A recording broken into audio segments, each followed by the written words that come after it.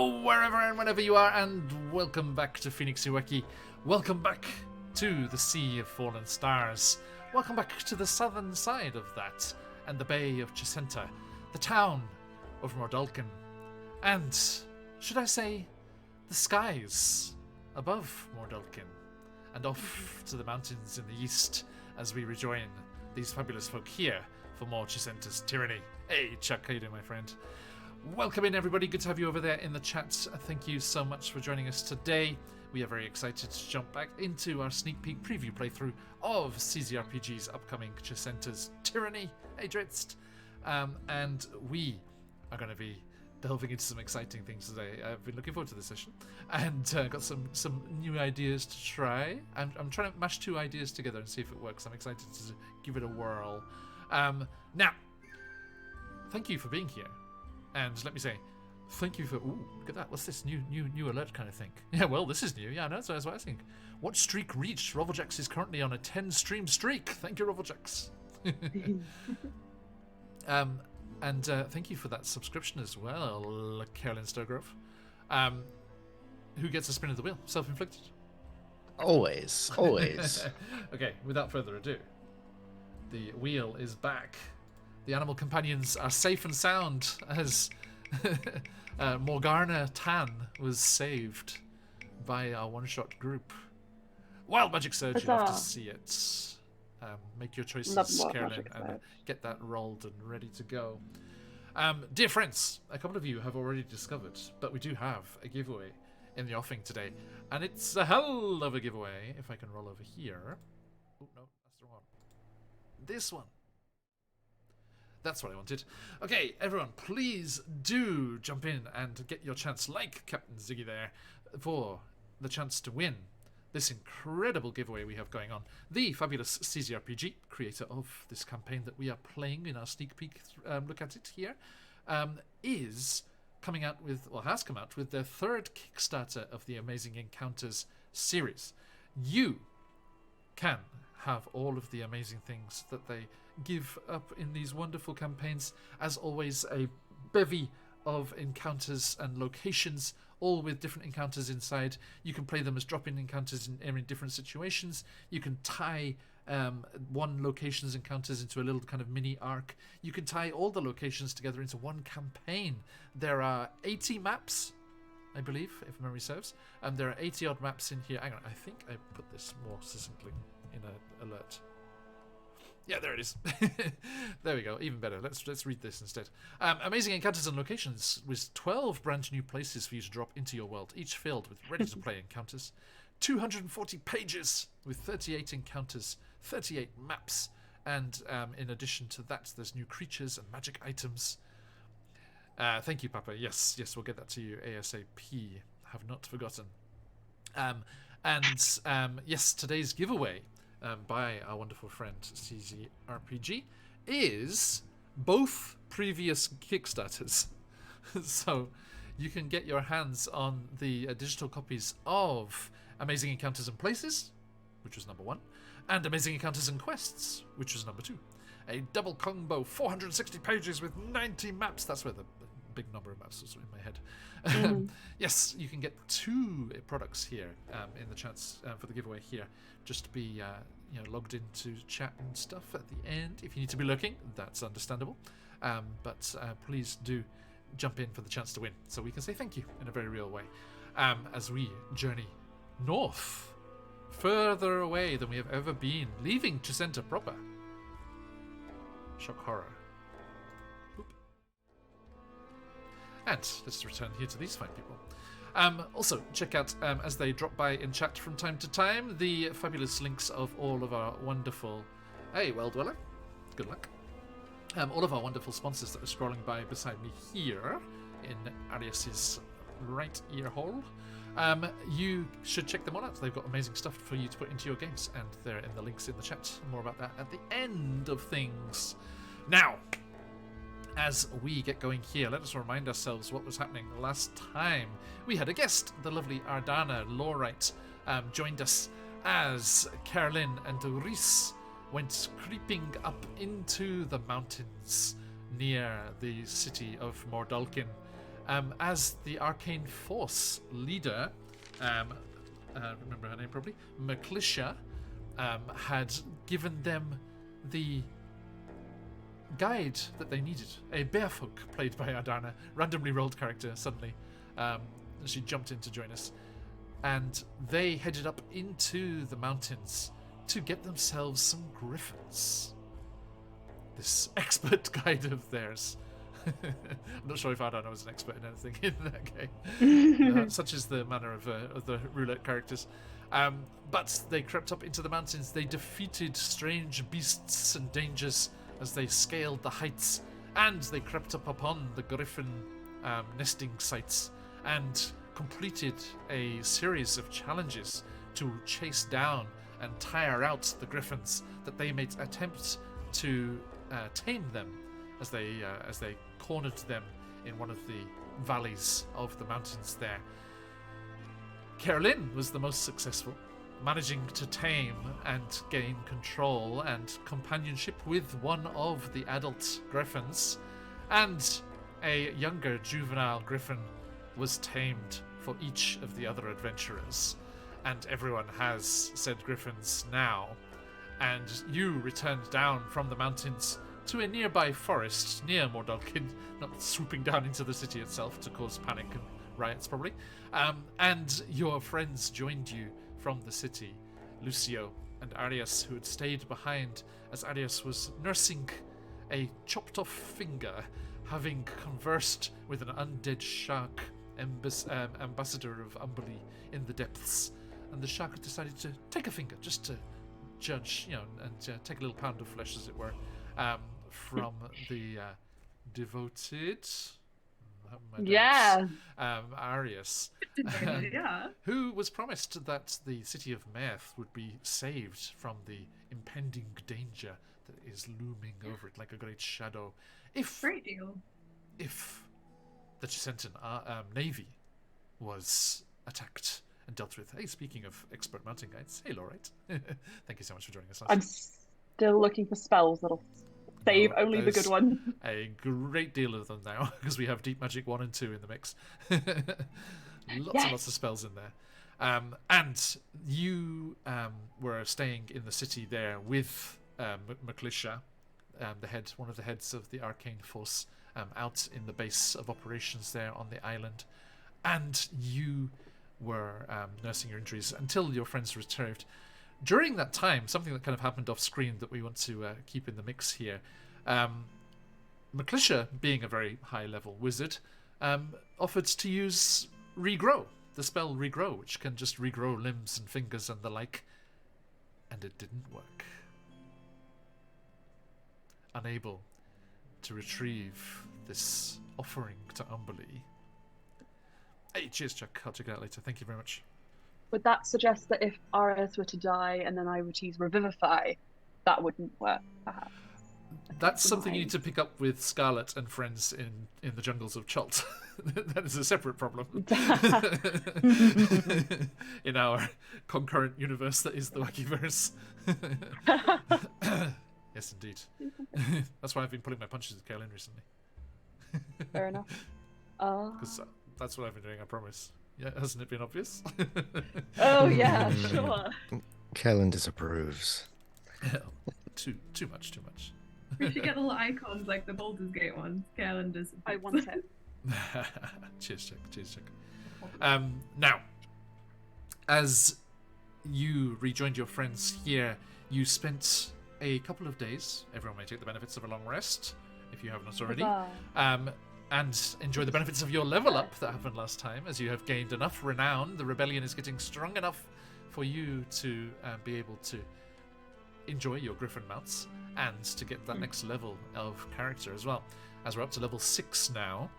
And you spent a couple of days camped out in the forests near Mordalkin, sorry, keep going with the misspelled version, and were training with your griffin. How to train your griffin was happening out here in the forests. And we join you 4 as you swoop and sweep and bank and turn above the branches of the forest and the edges and the foothills near the city as you get more and more attuned, as it were, to your new griffin mounts. Thank you, Husky. And that is where we shall join you. The wind whistling through your respective hair and the feathers of your lovely griffin mounts. And we will jump into today's Chessenta's Tyranny.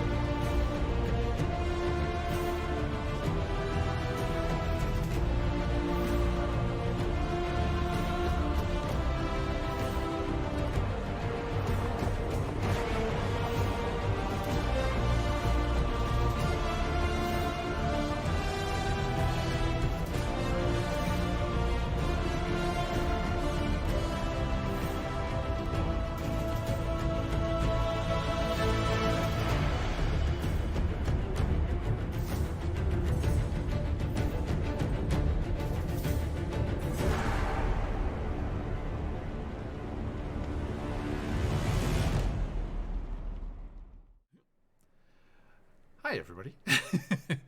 Our rogue has stealthed and successfully stealthed into the shadows. So bear with us a moment while we get them back. I'm going to have to play some musical chairs there. Yes, well dweller, well spotted. It is a truly epic piece of music. Suitable for this epic campaign. Now, Indeed. as we rejoin you, and you have gained enough skill to attempt riding your griffins at a greater distance, you lay in some provisions. And Arius, please, if you would remind us of the dream message that you gained for yourself when we were on the Isle of Ghosts, over on the opposite side of the bay here. Guys, we've got to go to Shark Teeth Rocks, which is exactly the kind of place you would expect to find Arius at any given point. I think he's probably outlining it on the map, and he's calculating how low they can fly in order to get there in good time. Because once you get above like 15 meters, it's like, guys, this hurts somewhere deep inside me. I'm terrified. Aww. Oi, you, what are you doing? Get back in He here. hates height. My computer blue screened. Yeah, bad luck. Oh, everyone's still in the right place. Hey. I haven't done that. I had that happen to me in ages. No worries, no worries. Welcome back. So yes, Arius spoke with an old... It starts with an F. Do I go with friend or flame? No! My brain went, and they were roommates. Oh my god, they were roommates. Well, I think They roommates is actually a really good way of They were ocean floor cave mates. ocean floor cave, but that doesn't quite have the same snappy. Not quite, not quite. Sharing a kelp bed. They were very, very good friends. And there was only one kelp bed. God. You guys don't know any of this. Arius is just like, we're gonna meet someone. Okay. Oh, teasing. Yeah, how much have you told them? This is important information. I think Arius, he's like, the thing is for Arius, he's very dense. He's a bit of a dummy. So he'd just be like, I'm going to meet my old friend, my only friend for the past 80 years apart from Luce. I was going to say, Luce, great. gasp, please. Fine. I just look at Think you Reese guys like, need to know. just look at Reese like, only friend, okay. Yeah, what do we chop liver? He's like, I thought you guys didn't like me at the moment. Holds up his hand, missing this entire chunk. When have I ever said I didn't like anybody? Yeah, don't mistake concern for dislike. Oh, I understand. I look the at emotion, sorry. Kaelin. You're just not used to people being worried for you. Yeah. I That's look never at happened Caroline before. anxiously when I realise that concern, dislike, model between the two. And then look back at Arius like, not sure about that. Not sure about that relationship. Okay. So Look, yes. isn't it wonderful up here? Totally distracts us from the impending doom. Fennicus, you're my best friend. Arius is I love looking Fennekin. down. He has gone very green instead of blue. He does not look happy. Like, Carolyn comes. It's gonna be okay, buddy. Carolyn comes swooping over. Reese. Oh, sorry, you're Arius. Never mind. yeah, next to Reese, you can't really tell from a distance who's who. Yes, okay. because Reese turns into Arius. I was like, why? Luce is like, what is happening? Everyone's like, but Reese, you're still riding Starscream. We know who you are. Yeah. Doesn't work like We that. know who you are. Sorry, okay, is your so- griffin called Starscream? Yes, And like the mine- Decepticon. And Lily's is called Ag. I believe it does. If Reese gets the right level of Bard and gets the right spell, it can transform into an F-16. I think. Okay. Yeah, that's not gonna happen. We're going Beastmaster from here That's- on out. That's Nice. ancient Giant- Imascari magic right there. Giant robot gorilla. Oh. That was a more recent one, wasn't it? Okay. Yeah, so I loved that one, honestly. you go. Actually, I mean, do we have any discourse here with McLisha of the Arcane Force before we leave? I definitely think, what was it, Aelin, you wanted to talk to them? Well, I You mentioned feel in like the it chat. was more like Carolyn probably should talk to them because, magic people talking to magic people about magic People, things. voodoo people. Don't make assumptions What a about reference. magic people and their wants Well, and they're not all wishes. the same. They're not all the same, I'm right? old. I don't know. Yeah. Callum would definitely want to speak to them about a couple of things.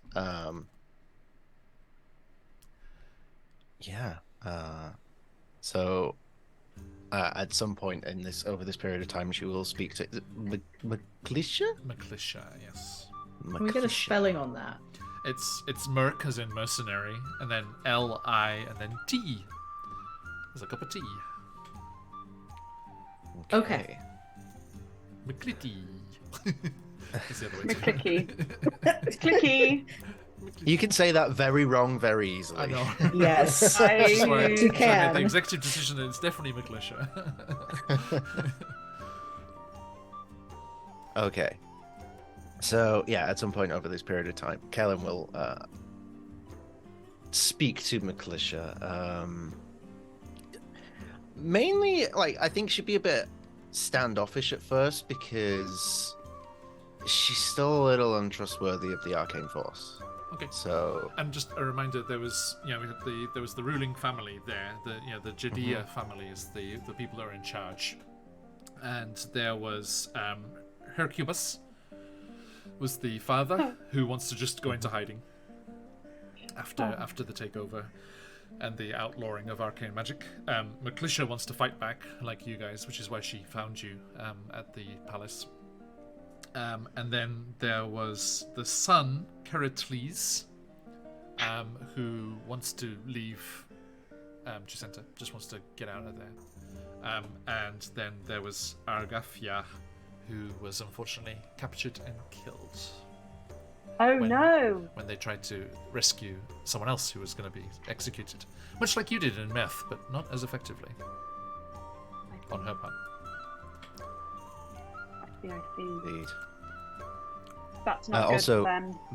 Just letting you know, I rolled my Wild Magic Surge. I got a 49, and I will choose the Wizard table. Okay, well, yeah, remind me that when we get into initiative. When? When we go into initiative. When? When, John?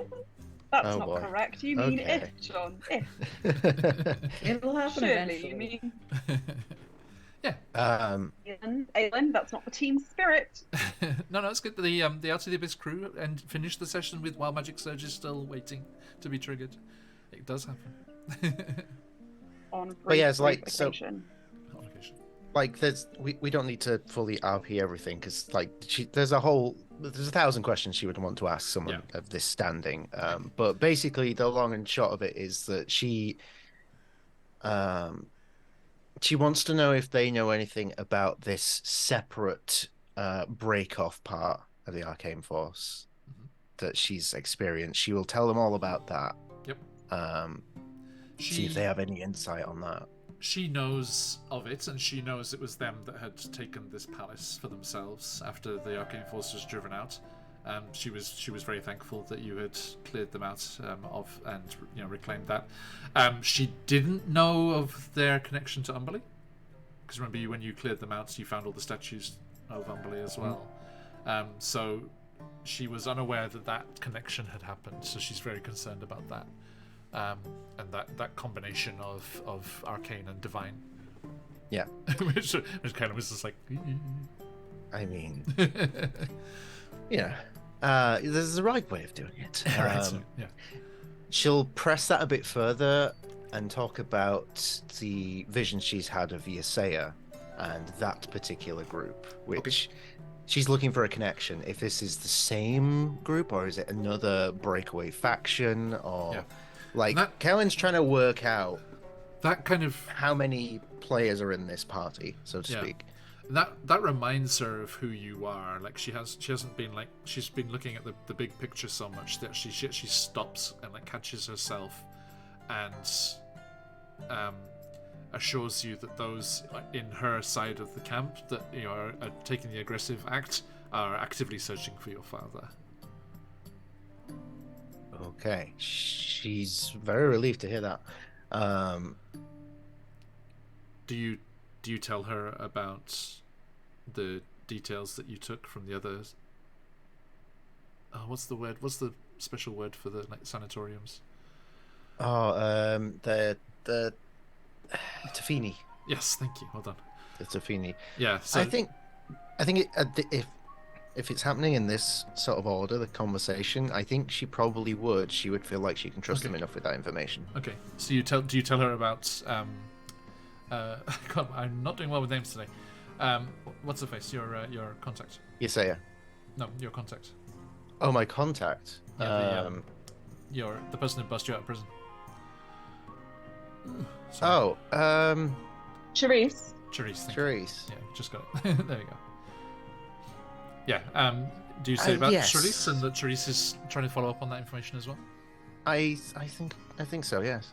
Okay. I think McClusher says that would be a very good connection to have. Okay. Hopes to meet them someday. Which point we the camera smash cuts to Arius in the background, having seen Charisse mysteriously in Erebos, and hasn't talked about it yet. I don't think. Right? Head empty, no thoughts. And then I think that's as much she would have, and she'd begin to walk away, and then she'd stop, and she'd quickly turn back round, and then ask 1,000 questions about the high-level magic that she must know as one of the establishing figures, the leaders, and she does the big puppy dog eyes. Tell me all your magic.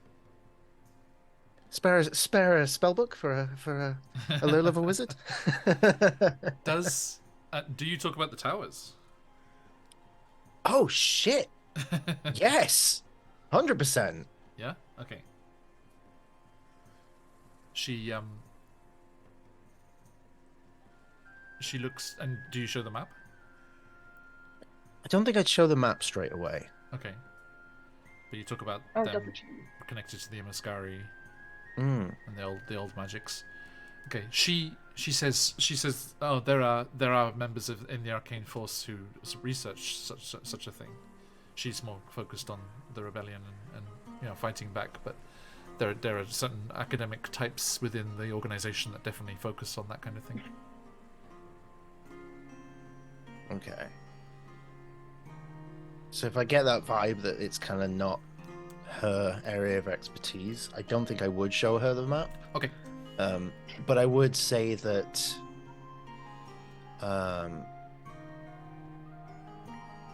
if there are any specific members that do specialize in that thing and they happen to find themselves in Mirth at any point, to tell them to look me up specifically.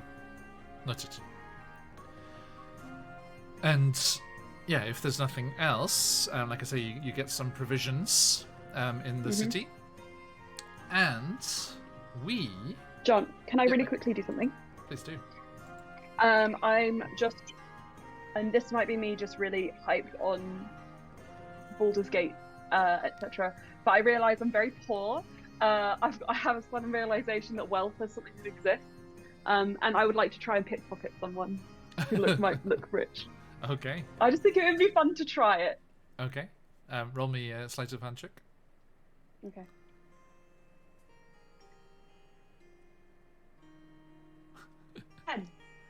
Ten. Okay. I have a secret in my palm as well, just in case they catch me. Okay. You're going to be the next one to lose your hand. Yeah. we smash cut to Carolyn in a market with Lucio. He's like, he thinks the monkey's the doctor.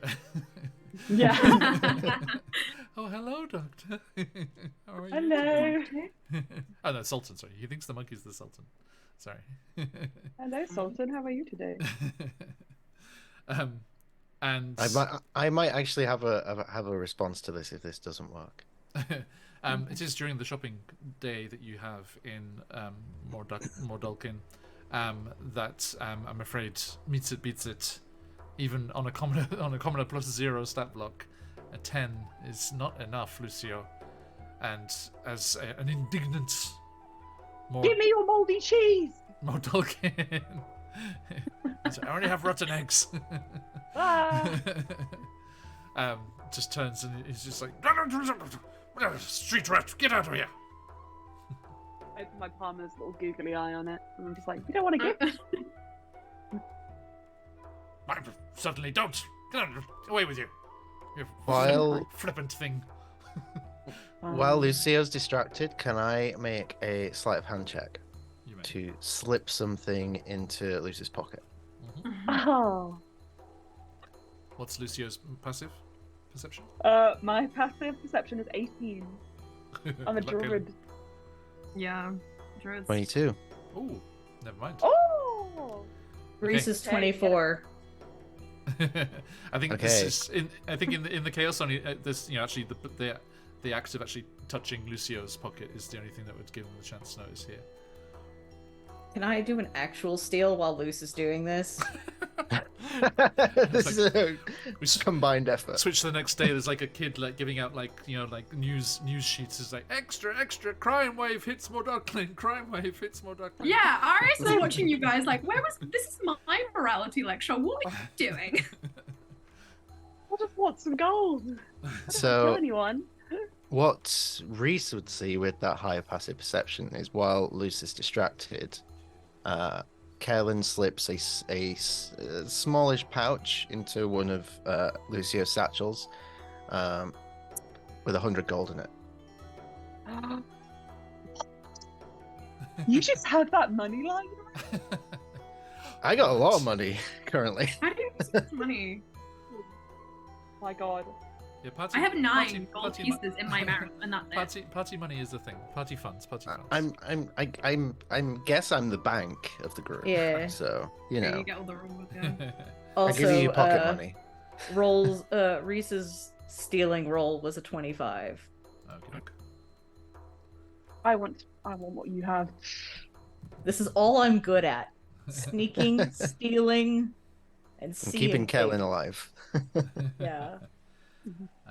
Okay. Let's do this here. Roll me a D100, Reese.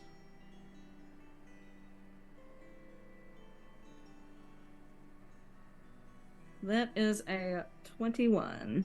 21. Okay. You come away with the grand total of 24 copper pieces.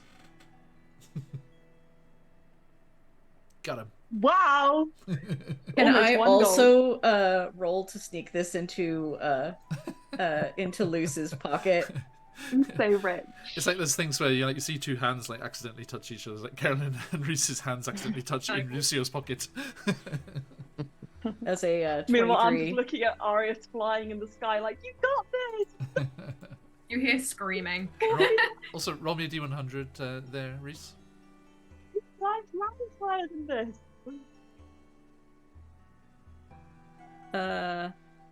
That is a 3.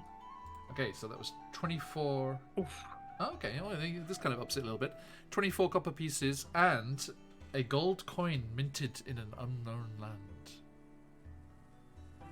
Ooh. Minted in an unknown land. Apparently. So that's what I sneak into Could be. Luke's pocket. It just says, you kind of squint at it and read it, and it says Bank of Rodania? I'm not sure. Mm-hmm.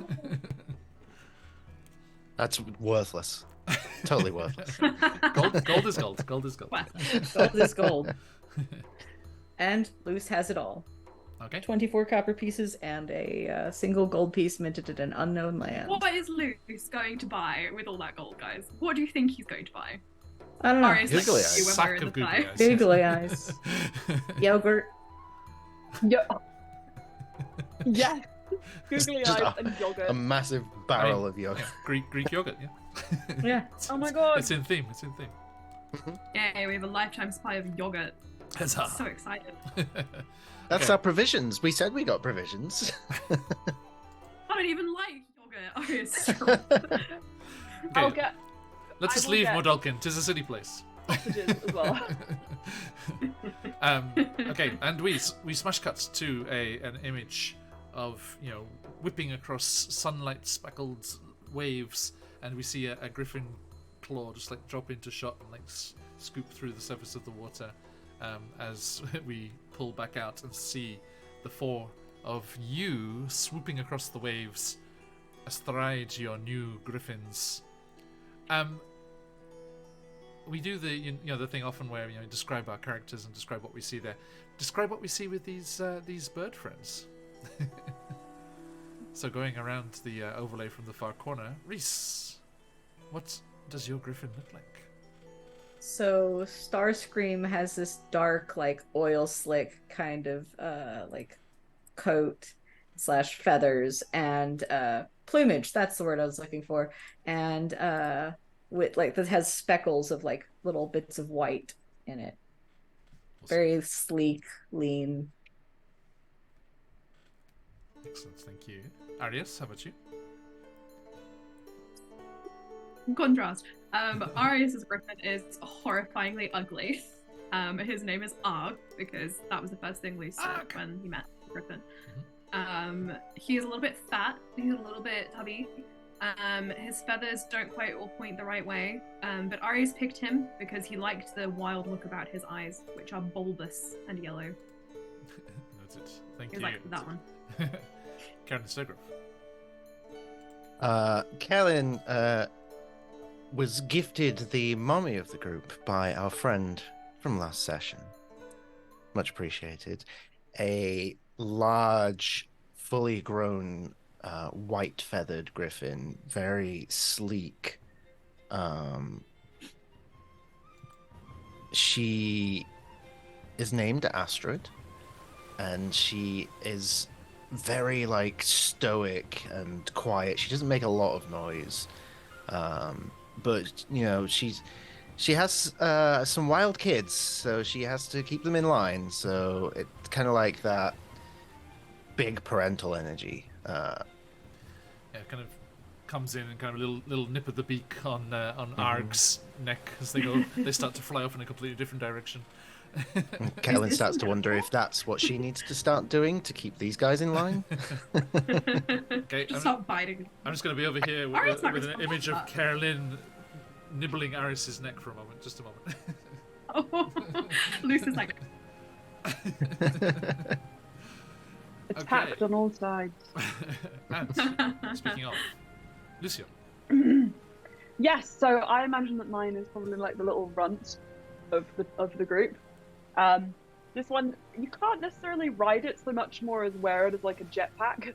It's a little butterball of a griffin who has what I imagine to be a reminiscent colouring to that of our good friend and NPC vampire Phenicus. And I stared into its eyes, and it stared back at me like a fluffy little snowball, and I said, "Your name is Fennicus." And now it is holding me by the shoulders and flapping wildly as I zoom across Mordalkin. Yeah, let me add some griffins into the mix. Two of us went one direction, two of us went the other. There you go. I feel like Luce needs Heelys now. That's what the gold is going to go for. No! Stop it, guys! Stop encouraging him! I have to live with this! I want a hoverboard. Wrong campaign. Straight out of Back to the Future. Right. Okay, so as the cries of the griffins echo across the waves, every now and then they'll swoop down and snatch a glistening fish from just under the surface and keep themselves, because griffins cannot survive on yogurt alone. And No, you neither can Arius. go, you goes, I think Arg kind of tosses you up a raw fish every now and then, Arius. I would like to say, upon reflection, I think I will talk to Reese before we meet Everest. I won't talk to anyone else because I'm scared of Kaelin at the moment. And Luce just feels like that would end badly. Okay. Okay. Iris will pull alongside Reese at the back of the group, just making sure everyone else is like out of earshot. I imagine Kaelin is kind of like talking to Luce, like they're there. I can definitely keep Luce distracted if you like. Yes. I have a fun thing to do that. Luce and Kaelin are just ahead of the other two, flying side by side, and I look over to Luce and say, "Luce, want to see something cool?" Always. Okay. Especially Kaelin a distraction falls. impending doom. Kaelin falls off of Astrid and begins plummeting to the ground. You see Kaelin fall The ocean. as she casts Fly on herself, and Aye. then flies up in between Astrid and Fennicus and gives you a high five. And starts Do spinning that, around. I roll off of it. I look like I'm about to roll off of my griffin. And I was like, no. Okay, Only I don't worry, may don't fly. worry. I, got I, me. I can do it one person at a time. I'll let you have it. You can have the next turn, okay? I am sufficiently Meanwhile- distracted by this. Yes. Kaelin and Lucio distracting each other. Arius and Reese. I think this has happened after quite a few hours. I imagine that they're drawing quite close, and Arius just makes a face like, ooh, pulls up alongside Reese. Reese looks to be just kind of forming this very deep emotional bond with his griffin. Do you not want to be interrupted right now? No, I'm good. This is soothing. I like flying. Right. Arius looks kind of still queasy, still a bit green. You see, I was so distracted by the fact that I hate flying and I hate being away from the ground. That I might have maybe had something slip my mind that might be kind of important. I didn't really think it was, but now that we're getting there, I'm double thinking over everything. Would you have advice for me about what I should do? Because I tend not to make good decisions by myself, apparently. Reese looks like he's holding on to a thought and just is like, go ahead. Let's hear whatever this plight is. Is this a non-judgmental zone? This is a non-judgmental zone. That's what I was counting on. So say you were currently dating a very nice person who you really cared about and didn't want to upset in any way, shape, or form. And Sounds then fake, but okay. Thanks, Reese. No, I mean- looks like he's reconsidering. More so like imagining me dating somebody. Let's not put it in my perspective. Let's just hear it from your perspective, because All right, my my perspective isn't Say- going to be good for you. Say I'm dating Luce. Say that I am admittedly older than Luce and have had many years before meeting Luce. And say that maybe 60 plus of those years was spent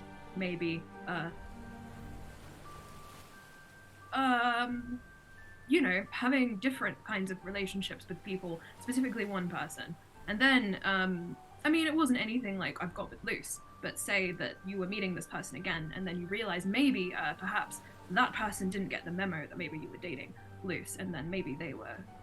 Would you do me a favor and repeat some of that? My audio cut out for it's probably with the wind as well. He's just garbling. Like, I went to turn it up and, like, lost half of it, and I'm like, crap. That's probably actually accurate. He is.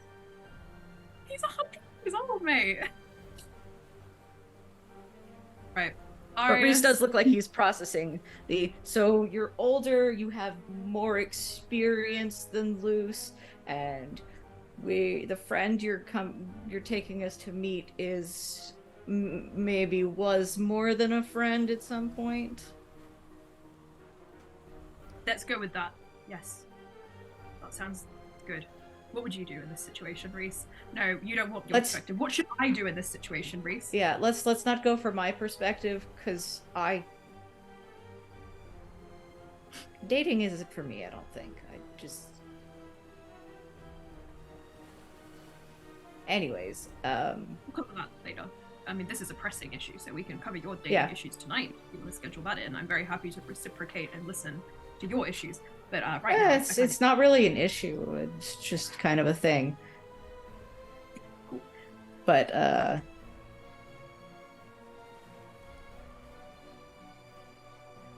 especially because my perspective is like, well, like, one of my mums is like a, you know, literal like madam, and has definitely had a lot of history with people, you know. I don't have a lot of history. I'm not like, just a little bit. Just this particular history is currently pressing. So, I mean, it's not like you're having some like current history with this person, right? Then what's the problem? You're so right, Reese. What is the problem? There is no problem, is there? Because everything is fine. I mean, I think as long as you attend to, you know, Luce's needs and stuff, and, you know, establish that, you know, this person's just a friend. Yeah, Reese, you put that in such nice words. I don't have to tell Luce anything then, do I? We can just proceed as That's not exactly what I said. I think that's what you said. Any sort of like tone that you may have picked up might have been, you can ask me advice, but if you don't listen to the advice, kind of what's the point? I am listening. But are you vibing on it? Are you taking it in? Are you rotating it in your skull, as it were?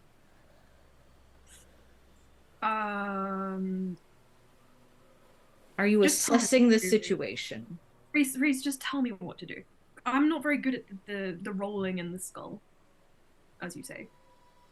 I wasn't built for that. I mean, you're plenty built for thinking. Like, you have plenty of good thoughts. Yeah, I've been told that I have the intelligence of a sea snail. So, thank you, though, for the vote of confidence. Considering that I don't actually know what the intelligence of a sea snail is, maybe you could educate me. It's not high, Reese. It's very okay. Low. Well, you know, Luce, I get that Luce likes you and cares deeply for you, and you clearly care deeply for him, so I guess just come from a place of your heart, you know? Talk to him. So I should just tell Luce before we get there. Probably a good idea, you know? And just explain yourself and explain your feelings, and that you care deeply about him, and this other person this other person isn't going to be coming in between you, even though they are going to be providing help to our cause that we desperately need. Yeah. Yeah, you're Reese. I'm so glad we had this talk. Yeah. Meanwhile, kind Reese is just kind of like stroking the feathers like in a calming, soothing motion. Well, Reese, you know, I can always count on you to give sage advice. So I'm gonna go. I'm gonna talk to Luce. Good and job. Everything. Yeah. I'm proud of you. This is good. He kind of gives you like a slightly goofy smile, and then he goes forward to find Luce. That is my favorite expression you've ever made. His color changes slightly to a bit of a deep purple. You think he might be blushing. Like, and Reese is very like genuinely smiling, which is incredibly rare. You would only ever get it like in a one-on-one situation. Arius has real like surfer vibes sometimes. He is, yeah. We said if he was like He's a Brody actual from real the world beach. Australian surfer. Brody from the beach. I'm a From the lifeguard at beach? Bondi Bay. Sean from the beach. Right, he pulls up alongside Luce and is like, Luce, Luce, in the same way he gets everyone's attention. Do you like my jetpack? Also, look what Kellen's doing. Was crazy. Why are you looking at me like that? He looks really sheepish when he nods at Kellen. He's like a little kid that's in trouble. He's like, right, I'm just gonna talk to you, Luce. Pulls you aside. I feel like we swapsies our conversation Is this- partners. Yeah. Yeah. I lean Yeah, into we swap Arius. seas midair. If you're actually trying to speak to Kellen, I can fly backwards. You guys have a lot to sort out, I know. I'm not trying to speak. Isn't that to right, her. Fennicus? She's clearly in a bad mood, and I need to wait for her to get out of her bad mood. Because I don't think I did many things wrong. Anyway, that's a completely different discussion. Hey, sounds good. I agree. Challenge, like, Kind of. Though she had some very deep feelings to tell me after we had that conversation on the boat. And I don't know. I feel like if you ever wanted to, she would be open to listening and having a conversation with you. It's just, I know you don't sometimes see those things or read deeply between the lines, but I think actually her reaction was kind of a cry for help a little bit, or an asking for a helping hand. Arius looks like he's malfunctioning, like you put too many codes into his head. He's like, this is not what I want. Gotcha. What's up? He kind of blinks. Hello, Baz. You keep intruding. This is my griffin holding me by the shoulders. Okay, go on. Oh. Yes. It's so cute. The thing is, Luce, I just spoke with Reese, and he told me to inform you about something. Yeah? Specifically, explicitly told me to inform you. Okay. Yeah, you know my friend Everest? I'm kind of scared. Yeah? Sounds like an upright kind of chap, other than the fact that he was in a cult with you. But he That wasn't seems really fine, his- right? I mean, No that one's wasn't really choice. his fault. It wasn't really my fault. Yeah, Which exactly. I've come to accept. Okay. Good character growth. If I had, you know, had a bit of a, he malfunctions again. Luce, look, you know that I'm older than you, right? Yeah? Why? You know that I've known Everest since I was, like, pretty young. Yeah, why? You know that Everest was the only kind of person that I was, like, around for, like, a long time. I didn't know that, but makes sense, I guess, if you guys escaped around the same time. Yeah, I mean, and if I slept with Everest, that's completely fine too, right? Not anymore. Just like I see. So Everest is your ex friend. No, boy. not ex-friend. No. Well, He's your boyfriend? no. You've completely misunderstood what I just said. I said that was previous, and we are still friends, but titles and labels are really just not something you do in a cult, you know? Says High Priestess. Okay. So yeah, it says the High Priestess. You know what? You were in an entanglement. That's a good word. Okay. I mean, that word. That's fine. I mean, look, let's be honest. I also held hands with a girl when I was 14, and we went out for like 6 weeks, and then that was it. So, I mean, yeah, we all go through those things. It was a very important relationship for me, and I never told you about it, so who am I to judge? Yeah, and it's fine if this was happening over like 60 plus years, right?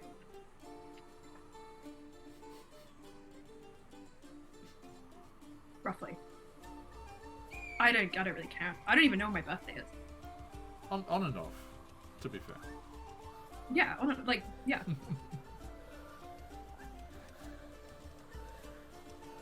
I thought, okay. Arius is like, Reese, did you give me bad advice? Should I have said nothing? I thought that, I thought that I was your I thought I was your oldest friend. Well, you're the first friend that I chose.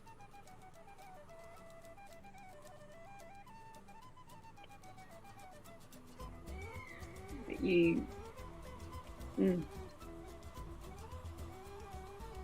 you had... You were in a relationship with this person. On and off, as the gods just proclaimed. 60 plus. You know, that's longer than my parents have been alive. So I'm a little bit lightheaded. Hey, right. Well, kind of a shock to hear, I won't lie. Did I do the right thing in telling you this? I think so, but also puts a few things in my perspective. I might just have a little solo flying adventure for a moment. If you wouldn't mind just setting back 30 feet. I'm just gonna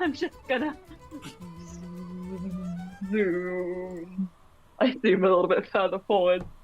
You just hear in the distance.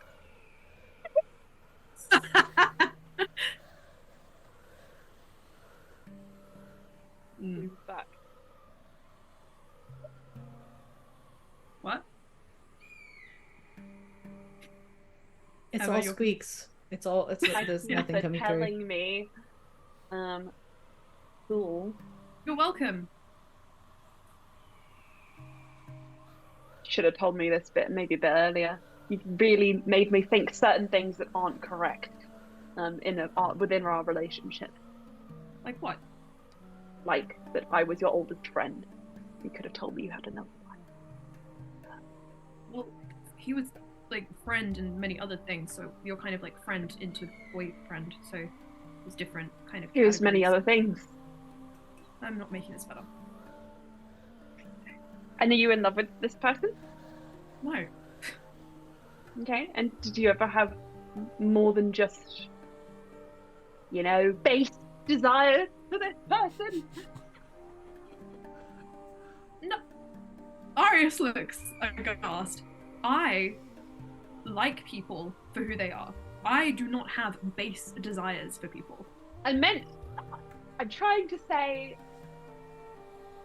intimate in a Twitch-friendly way. No. just for a hot second, we flash cut back to Reese and Kaelin, and Kaelin just looks over to Reese. They are adorable together, aren't they? They really are. Oh, this flying thing is amazing. Isn't it just? And then we come back to that. Oh, it's the best Arius is feeling looking aside over from at jumping Reese. off buildings. Help. Yeah, you guys hear in the distance. Together! Definitely normal. Be fine. Okay. Look, I'm an elf. I live long time, and many things happen in that time. So look, I am not going to apologize for doing things before I met you, but I am going to inform you of the things that I did before I met you. And the fact that I am now meeting someone who I may have had this relationship with, but I am still friends with, and who is still willing to help us and be helpful to this cause. And have you made sure to let them know that the definition of friends you used to have is no longer the definition of friends that you currently have? I did not think it was relevant, but now, after talking to Reese and you, I will let him know, without any doubt. But it's probably not relevant at the moment because we're discussing battle tactics, not these things. It's not relevant at the moment. Okay, I'm glad that I understand your position. That's all good. Yeah, that's great. Yeah, wonderful, Arius. Really wonderful. Oh, look.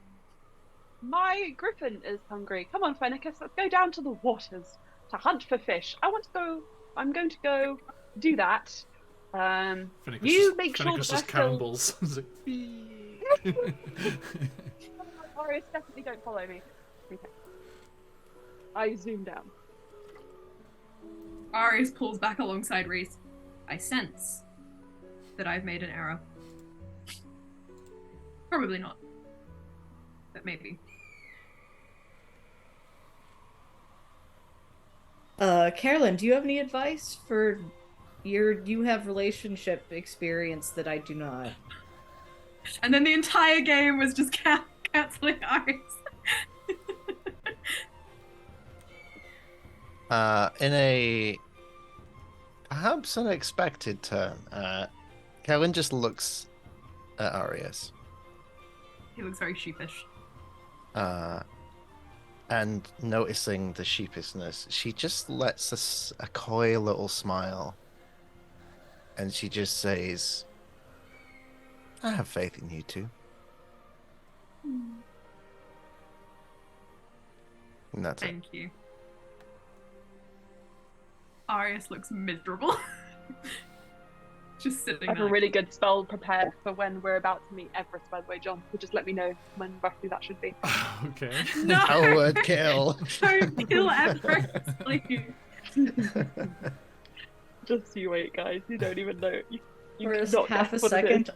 I thought you said power word kale because druid. I mean, yeah.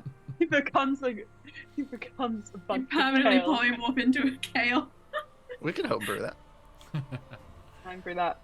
Guys, What was it? Power word thick was one of our recent homebrews. So Oh, yeah. Howard thick with 3 Oh. C's. 3 C's. Mhm. You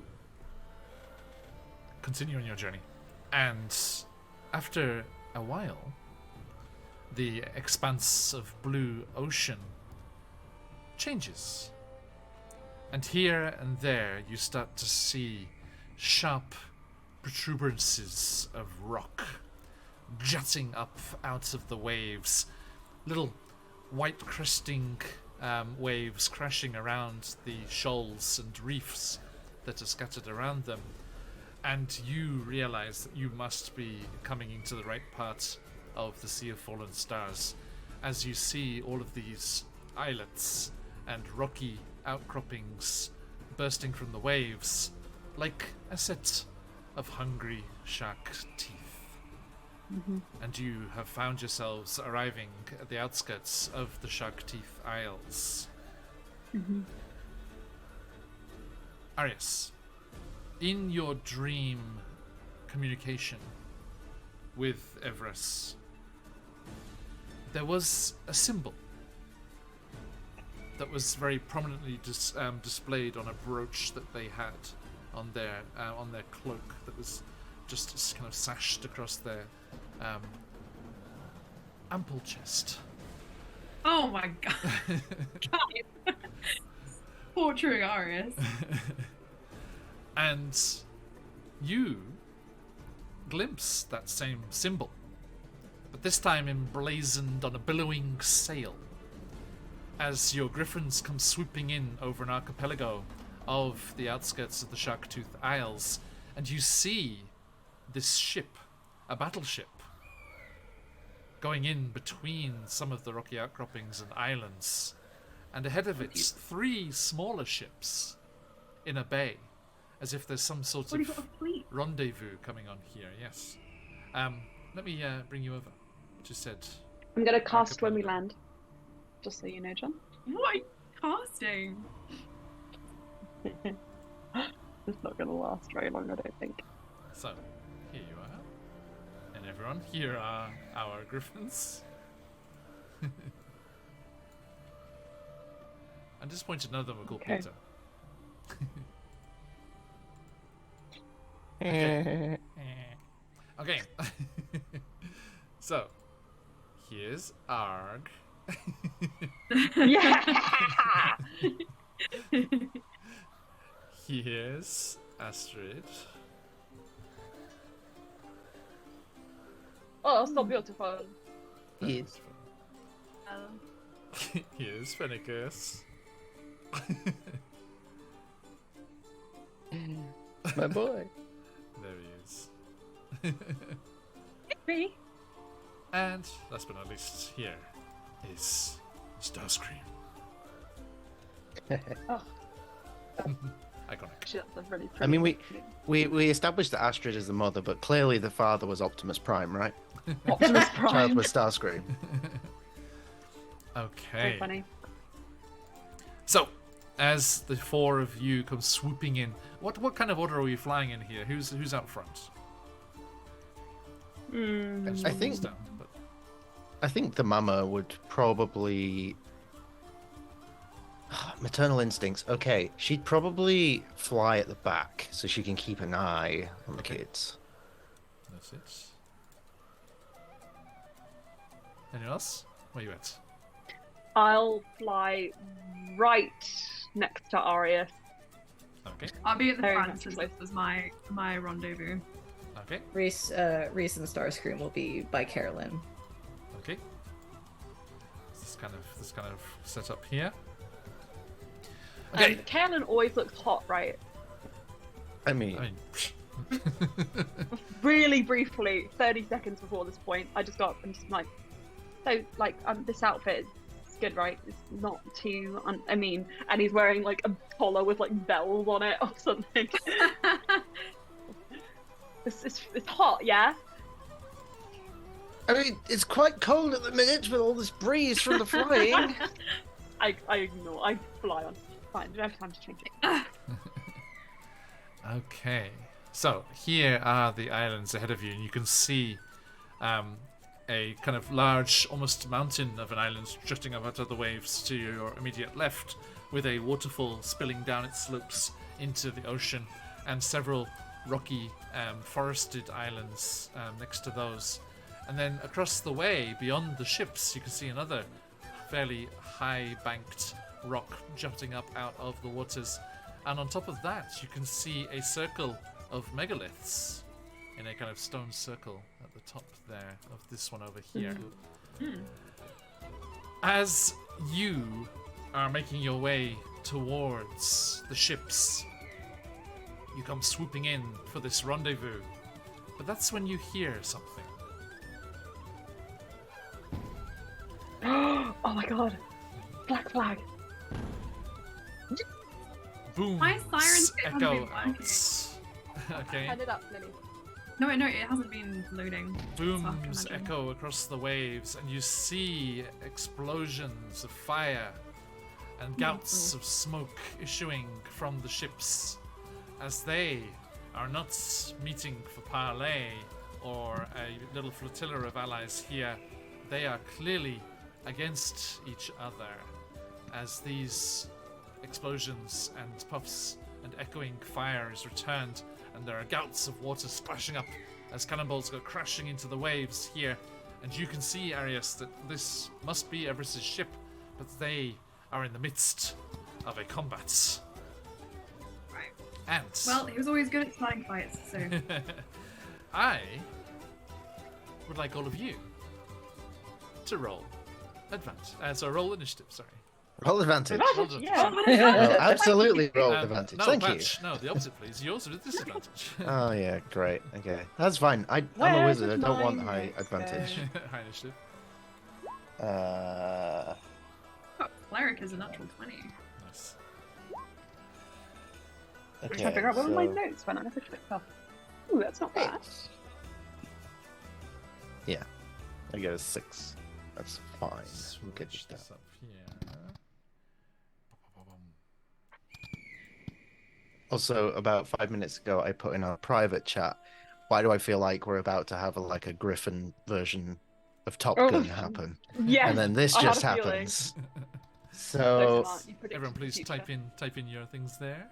Oh, Drit's coming in with a good good initiative there.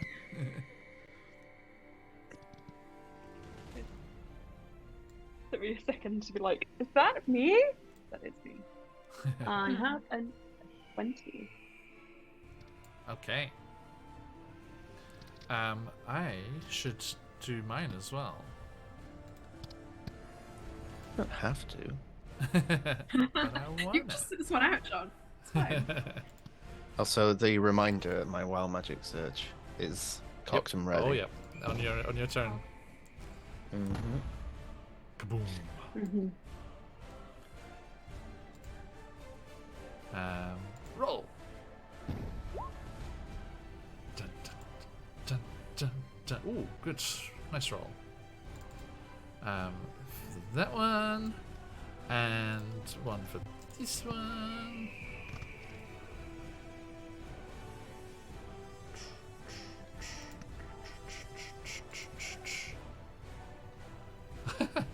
Okay. I got a +1. I got exactly the same roll on both of those. Theirs is a +0. Okay.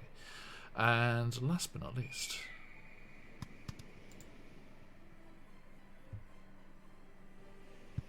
Wait, should we be using our initiative score or our Griffins? Yours. It's yours, 'cause Okay. you're in control. The Griffins will go on your turn.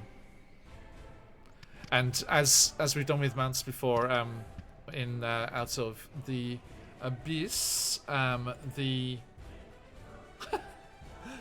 I think my roll is broken. I got the exact same number for all 3 initiatives. Wow. Oh, that's so funny. The as in kind of normal mounted combat rules, you can use any combination of your mount's speed and movement.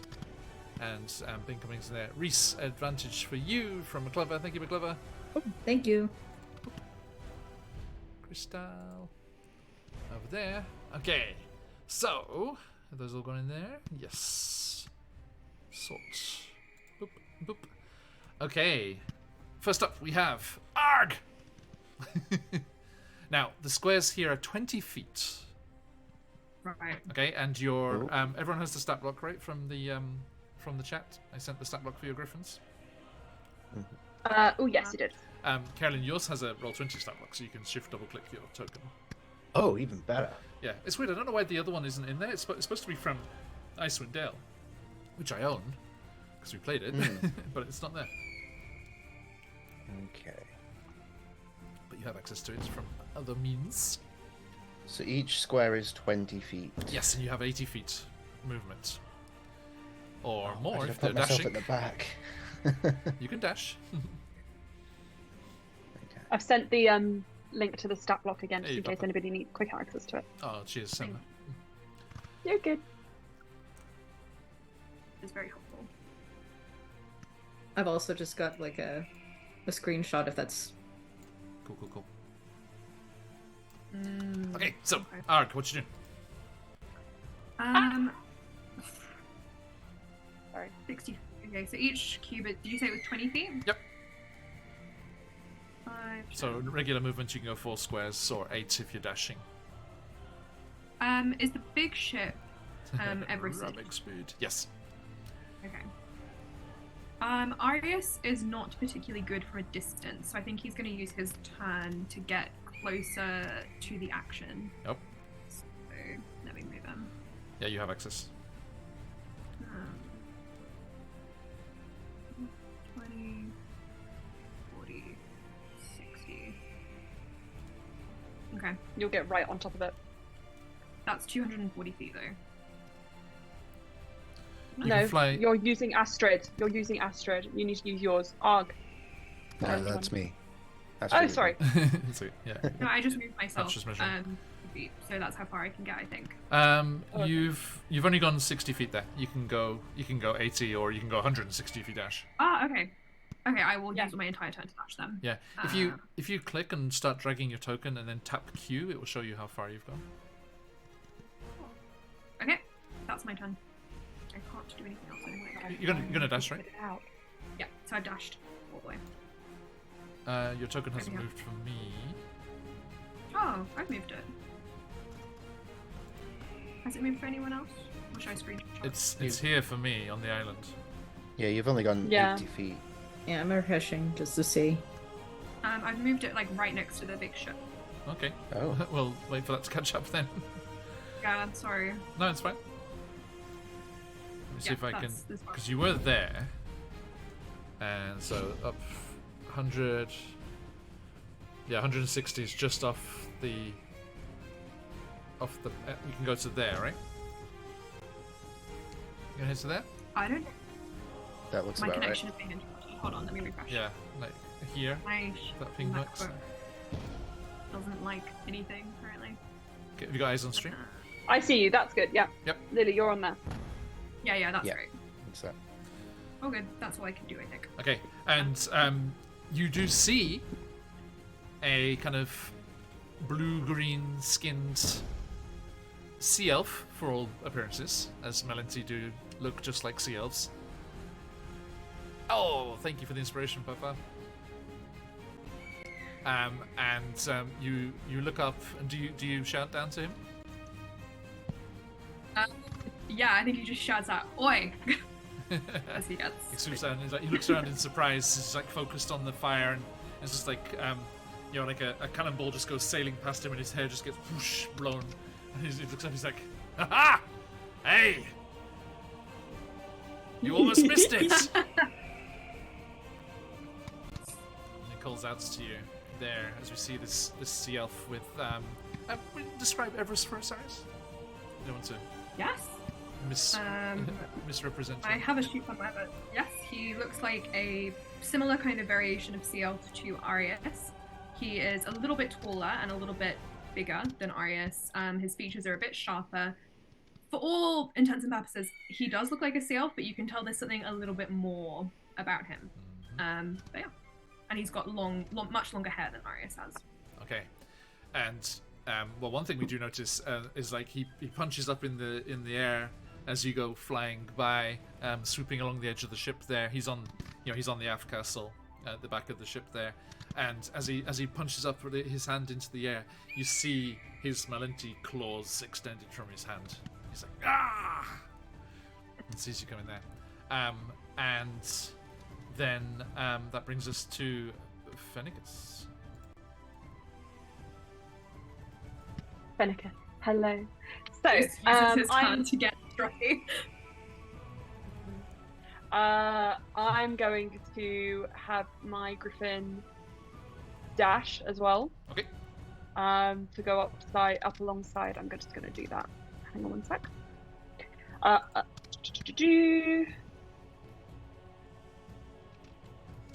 I don't want to do it that way.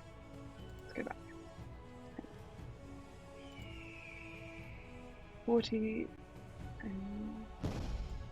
He can get like a little bit further than here. Because he was a little bit behind Arius. Okay. So he's just going to dash up until that point. And then I think... Can I just get an idea of what the makeup of the fight seems to be? Are there any people jumping over onto this ship? Or is it just cannon at the moment? Yes, at the moment, yes, at range. Yeah, just firing the cannons at each other. Okay, and it doesn't look like there's going to... From this perspective, can I see if the other ships are preparing any boarding procedures? Like, have they maybe started like rallying around the plank, or are they holding like ropes or grappling hooks or anything like that? As you get in closer here and get around the edge of that island, you do see that the crews of the ships that this larger ship is facing off against are Suhogan. Oh shit! Okay. And the one at the front there is led by a large lizard folk queen. Okay. I think that I let out a blood. Knowing Arius' history with Sahagin, I'm just gonna let out a blood curdling. We lose all the juiciest stuff because it just clips out in your mic. No, I need a better mic. Stop saying. I say, "I fucking know you," in a really annoying high pitch squeal. Yeah. No, not annoying. Cool, impressive, and. Yes, here they are. Rawr. Fishfolk. Rawr. And here's the Damn. queen. The queen with the natural crown. Look at this. Ah, cool. I think that's a Fishfolk actually real cool. Cool. Okay, thank you. So yeah, you come swooping in there and get eyes on. As you do, this little forested island here to the northwest of you two starts to kind of. The green starts to shift and move, and you see people come swinging through the trees, and you see that this appears to be some sort of ambush that Everest has found themselves coming into here, and the kind of home base for these pirates. As you see, the trees are teeming with their grung shipmates. Hello. Hello. Look at this token; it's amazing. Can I just? Oh my god, they're cute. How is Attack! Last night I said that Luce had the power of 1,000 frogs. This feels really relevant now. Can I just check? Are they in those two islands just to the left? Oh no, I see them. Yeah, you see the token. Oh. Yeah. And so they appear and they have bows. Now, difference. We are entering into one of Matt Colville's minions encounters here. Which I thought would be an interesting way to represent a large fighting force. So, the minions, is opposed, instead of being 5 grung, it's a unit made up of grung, and then the 5 is the number of them, which will count down and make them weaker. So this is a large group of grung in the trees here with bows ready to fire. The queen, the lizard queen, is a single creature. Mm-hmm. No worries, Waldora. So yeah, the lizard queen, the leader there is a single creature, but the Sahagin crew on those back 2 ships and the grung on the island here are minions, a group of minions. Okay. Gotcha. And they will let loose with their bows at Arius. Now, as minions, they get plus because of their, they're still a full group. So they are. Let me see here. They're attacking at long range, but I'll use that advantage from Papa Dragon there to cancel that out. So a regular attack, and I get a +5 to that. So does a dirty 20 hit Arius? Yes. Okay. They also get a +5 on the damage as well. So Arius, this volley of arrows just comes flying out of those trees there, and you take 10 piercing and 6 poison. Ugh. Frankly, rude. Now, remember, with minions rules, any damage will kill a minion, and if you get more than their max HP, it will go over onto a second one. As you swoop down into their midst and send little froggies scurrying and leaping to escape. Aww. How am I supposed to kill these guys? Because they're about to kill Arius? Yeah, that's true. For starters. Okay, and the Queen Captain, fireball! Yes, indeed. Let's see here. Now, with the minion rules there, Papa, if they make their save against something like that, they do take 0 damage instead. Because, we can't just have... If it does half damage regardless, then they just all die automatically, which is not how it works. But, let's have a look here. Let's see. 60 feet. Queen, are you close enough to that pesky... Now! Okay. Yes, the Queen is not close enough to use ranged yet. It looks like, and actually, it looks like they've stopped in the bay there. They're waiting for you to come to them, and come swooping in towards them. And then I will do this though. It's the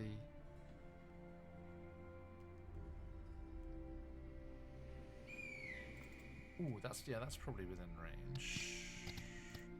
Let me just double check. Oh, you're both just out of range. Okay, they can move. They can move. You also see down on the beach, on that larger island with the mountain and the waterfalls coming of it, a figure appears, a lone figure in kind of priestess robes, billowing in the ocean wind that's coming whipping in through those teeth-like islands there in front, as a Sahagran priestess goes striding down to the water's edge and reaches a staff of driftwood with shells and dried seaweed hanging off it towards Lucio on Fennicus's back and fires a guiding bolt. Okay. I'm ready for it. Attack. 22. Hits me. For I rage. I'm not a barbarian though. 9 radiant damage. I am in pain, but I am also briefly illuminated with the full power of the sun, Milo. I look like a weird angel, I think. And yes, you have that glistening still stays with you, Lucio, as we get advantage on the next roll against you. Bacon. Okay. Oh, good. That guiding bolt. There. Okay, and that's over to Starscream. Okay, I'm just counting. Let me see what's my... Oh yeah, easy peasy. Can I take a longbow shot at the priestess? Yep, you go swooping in between the islands there and just draw your bow back as they go going along the beach.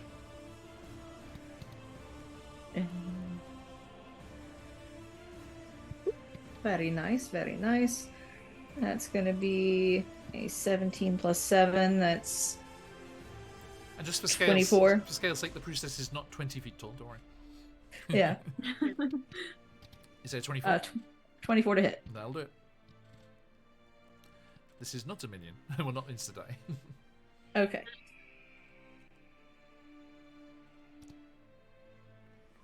Sorry, just grabbing my dice. Please do. That is going to be 11 points of damage. Note it. Thank you. So yeah, it just like slams into her shoulder, and she's like, ah! And just like smiles up at the sky, at this silhouette spiraling out of the sun towards her. Sees like a shadow descending. Yeah, absolutely nice. Okay, anything else? No, I think that's done. Don't have any bonus action. Well, I have Bardic Inspiration, but I think I'm gonna hold on to that for now. Okay. Carolyn, Astrid. Okay, at this point, my options are extremely limited, so we will do probably the only thing we can do. We will move 20, 40, 60. Well, remember, if you dash, it is the Griffin dashing, not you. So you still have your action.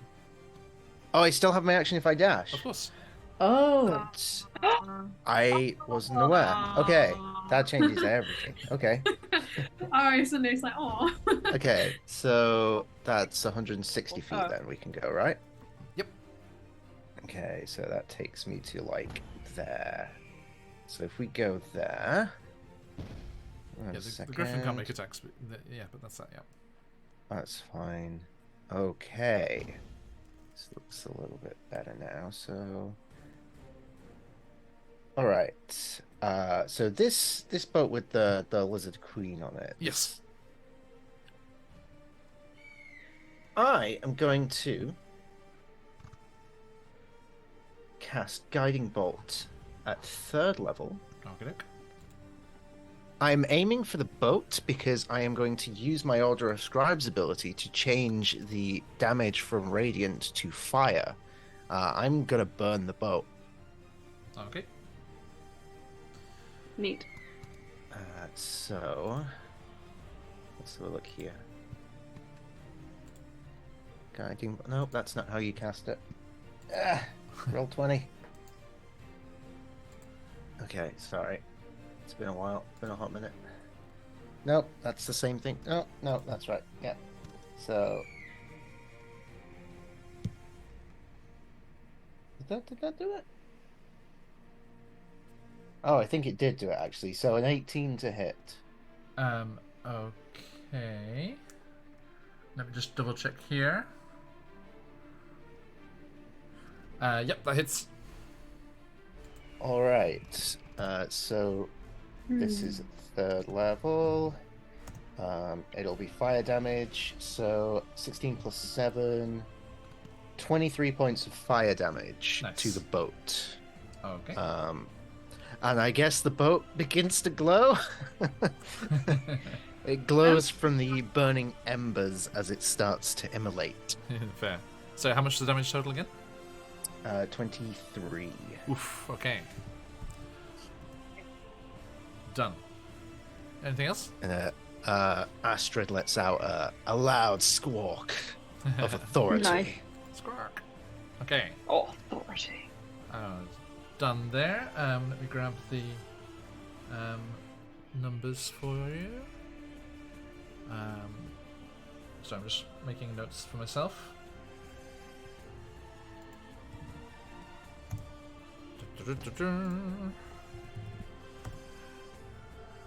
If you are so inclined, you can also just target certain parts of the ship. You see that they do have, there's the hull, which I went for with you there, with yours, Kellen. That's the main one. Mm-hmm. There's the helm, the oars, the sails, the ballista that they have as well. Okay, hull's fine, I think. Yeah, right. Okay, and back to Arg. Arius looks very incensed when he sees the Sahagwem. And I think he's going to shout back at Luce, like, stay back. And he is going to take Arg. 20, 40, 60. And now I believe... So if the Griffin dashes, I can still take an action, correct? Yes. Now, also, Everest will shout out to you. A lift for an old friend? Okay, I will pick Everest up. If he wants to. Yeah, so Arg just kind of swoops down and grabs Everest, and you just see Everest just goes like claws out on both hands. And can you drop him on the Queen ship? Yes, I can. Okay. So you see Azarius and Arg go swooping across with Everest clasped in Arg's talons there. He grimaces a little as Arg squeezes a little too tight, and then drops him onto the deck of that lead ship there. And he's just like, and just goes rushing in towards the crew, cutting his way towards the Queen. Nice. I will focus on the top ship, and I'm going to drop a 2nd level shatter in the center of the ship. Nice. On this top one up here? Yeah. Okay. Nice. So, Indeed. it is a con save for people on board. Now... As you fly up there, okay. The other teeming hordes of Grung that were holding their actions appear to shoot. That's fine. And coming into a tunnel here, and they seem to be on both sides, and they will both take a shot there. Okay, then we did forget the wild magic search. Damn it. Oh no. Next turn. Sure, okay. And let's go here. Shoot! Ooh, yes, that hits. And also hits. Wow, 21 and 20. Okay. So that is going to be 11 and 13 damage. About 24 damage total. Yep. So as Arius just goes swooping in, it's just like... Oh my god. Arius looks really bad. He's like bleeding everywhere at this point. So I think that means he's bloodied. If you're half or less. Yeah. Okay, I'll put it on Arg's token just for the sake of knowing. Right. Well, I guess I'll roll the shatter damage first, and then I'll. Please do. 7, 5. What's that? 8, 7, 5. What was the 20, damage? 20? What was the damage total? No. 8, 7, 5. My math is really bad. 8, 7, 5. Yeah, 20. Right. 20. That's 20 correct. damage. Okay. Guys, I promise it's just maths I'm really bad at. It's the only thing. No worries. So whoosh, that goes out and explodes. And 20. Boom. Oh no. Explodes. Yes. Boom. Okay. Arius is severely injured. John, I'm Yes. just gonna need to check the notes you sent me for his. Yeah, actually, yeah. I think we'll do it on the next. Yeah. On the next turn. I'll find that. But yes, next he time is it happens. He is not looking good at all. Yes. Okay. Noted. Which brings us to Fennicus. Okay, well, if this, I'm sorry if this interrupts what you guys were planning, whatever that was. I'm going to come up right above these guys here. Okay. With my flying, and if I see that Arius looks bad, I do have some healing I can do, Nice. which might bring him back up to speed potentially. Okay. He looks like he's on like half health or below. Yes. He's on really, really, really, really bad. Like, as in, like. Last legs? Not even. Yeah. As in 10 Okay, or less? right then I will do. He's almost 10. He's on 13. Okay, so yeah, not last legs yet. Because last legs will give you disadvantage on that thing we were talking about. Really, really bad though. Okay, I'm going to, rather than doing my cool thing to impress, I'm going to instead save my boyfriend. I will cast Aura of Vitality. Okay. Oh wait, no, that's on self. Sorry. So I will do Healing Word instead. Okay. And I will cast that at 3rd level on Arius. Nice. 3d4 plus 5. So I will roll this now. 4, 8. So that's 2. 8, 9, 14 points of healing back for you. Nice. That was my healing word as a bonus action. So let's see what I can do for an action. Action. Okay, well, you know what? I'm going to use a wild shape then to jump off of Fennicus. Okay. Who I will say, make sure you fly to safe distance, my new friend. And I'll, jump down if I can. Onto get down there. I don't onto think the I've island? Sure. Yeah. Okay. I don't think I've used all my movement, so that I draw more of their ire. None of yours yet. No. What are you changing into? I'm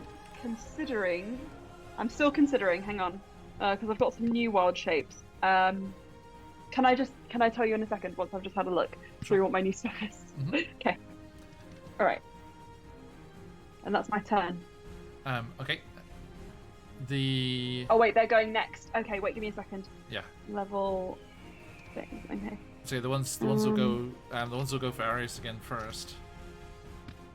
Challenge rating. Let's see here. Divided by 3. Level 2 challenge rating. Okay, so some of them are long range, so that will be a disadvantage. Arius, 15. No. Okay. And the ones that are closer to the south, they're a 16. Yes, and I would like to take a reaction once they hit me. Okay. And that is 6 piercing and 6 poison. So 12. Yep. Right. They're within 60 feet of me, right? Yes. Cool. I would like to. I think I can do this because it's a new thing you can do. I would like to hellish rebuke them. Please. So Arius kind of points out at them, and he will fire a very poisonous-looking dart of black fire. Nice. That's a D10. Oh, I'm so excited. I've never hellish reviewed anyone before, guys. Everest just calls out, it's like, we caught these ones fleeing from the Bullywug court. Send them to the bottom. And that is 15 points of fire damage. 15 points. Okay, there's no save. Sorry, there is a dex save. Okay. Does it do half? Yes. Grung Elite Warriors. Oh yeah, dirty 20. So what's half damage? What did I say, John? Was it 15 or 16? 15 half to 7. Okay. So yeah, that's not enough to get over into a second one, but that kills one of them. Okay. So that's down. And Arius is again looking really minion bad. rules everyone, so one of them automatically gets got there. Okay. Okay, So, I'm a velociraptor, John. Okay, so that just blasts them out of the tree and knocks them down onto the side there, and quickly grab a velociraptor. Velociraptor with bells on. And Ding, googly ding, eyes. ding, ding, ding. Okay. I think velociraptors are actually quite small. Little small dinos. Yeah. So this thing's just clever girling it through the trees here. Hunting time. Sorry folks, let my roll 20 catch up. Be with you in a moment. Yeah, we'll do that, Lily. Veloci. Oh no, I don't want the one that doesn't have nice art. Ah. Go away. Good, let's go with the Tomb of Annihilation one. No. Sorry, folks. Okay, so yeah, you leap down into the trees there. Lucio? Okay. Trollo Games, thank you so much for the gifted subs. Hello. That looks like a spin for everybody. Uh-oh. Oh boy. Uh-oh. Thanks, mate. Okay, so... Come here, you. Velociraptor. Yeah, little dinosaur. Let me make this accessible to you. Loose. Boom. And... Boom. Boom. Okay, that should you should be able to shift double click that now, Emma. Get that open there. Thank you. Rah. Rah. And you're gonna leap into the trees and immediately attack the grunk. Yes. Go for it. Okay. And Reese gets do I have that option? Yep. So Okay, you can open the I open will the card use- sheet and get that there. Okay, let's have a look here. Reese coming in with a oops, all intelligence, Reese. Ooh, A. Arius has disappeared. Can you still hear Lily? He's making loose tea. Can I please attack with my? Carolyn, good news for the wizard. bite. Oopsal con. Yes, indeed. Yes. Lucio, let's just do your I spin dropped that. here while I'm on it. Yeah, I on it. What's it gonna be? Thanks for these, Chuck. Oopsal wisdom. Good for the druid. Hmm. Me. What do I get? What do I get? Oh, actually, Arius is back. It hasn't stopped spinning yet. Arius is coming in with a long rest moat there, Arius. Oh, Might immediately trigger that one. Nice chunk. Ultimate doesn't automatically change your hit points when you change your con. That's frustrating. I'm gonna Oh, no. trigger that one. I need to try and figure this out now. Just Okay. how much extra plus is it, and then just times your level. Well, it's gone. My con's gone from a 16 to a 20, so Okay. 4 times. so it's extra 24. No, it's not. It's not the full 4 because it was already +3, and now it's +5. So you Oh, get yeah, 12, you're 12, right, okay. 12 extra hit points. 12 extra That hit points. Yep. Gotcha. We love the cats. Yes, we do. Huzzah! Although I was Baz, distracted they by love hit point you. calculations, I didn't actually look what was my spin of the wheel. I stopped looking at it. I was doing maths in my head instead. Chat, did you see what it was? If otherwise, I'll just spin again. Spin it again. Yeah, that's it. I'd spin it again. No problem.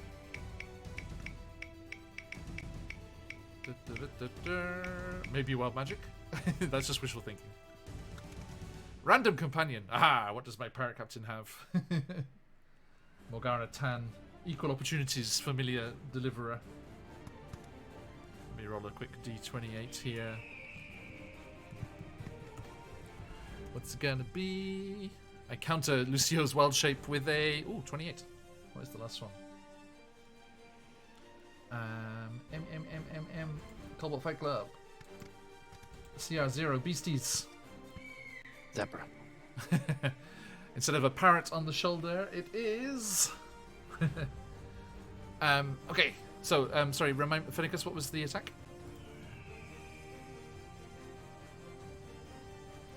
Not Phoenicus. Lucio? Sorry, yeah, I was going by Griffin Oh, me? name. Yeah, sorry. It's gonna be not very much. 10.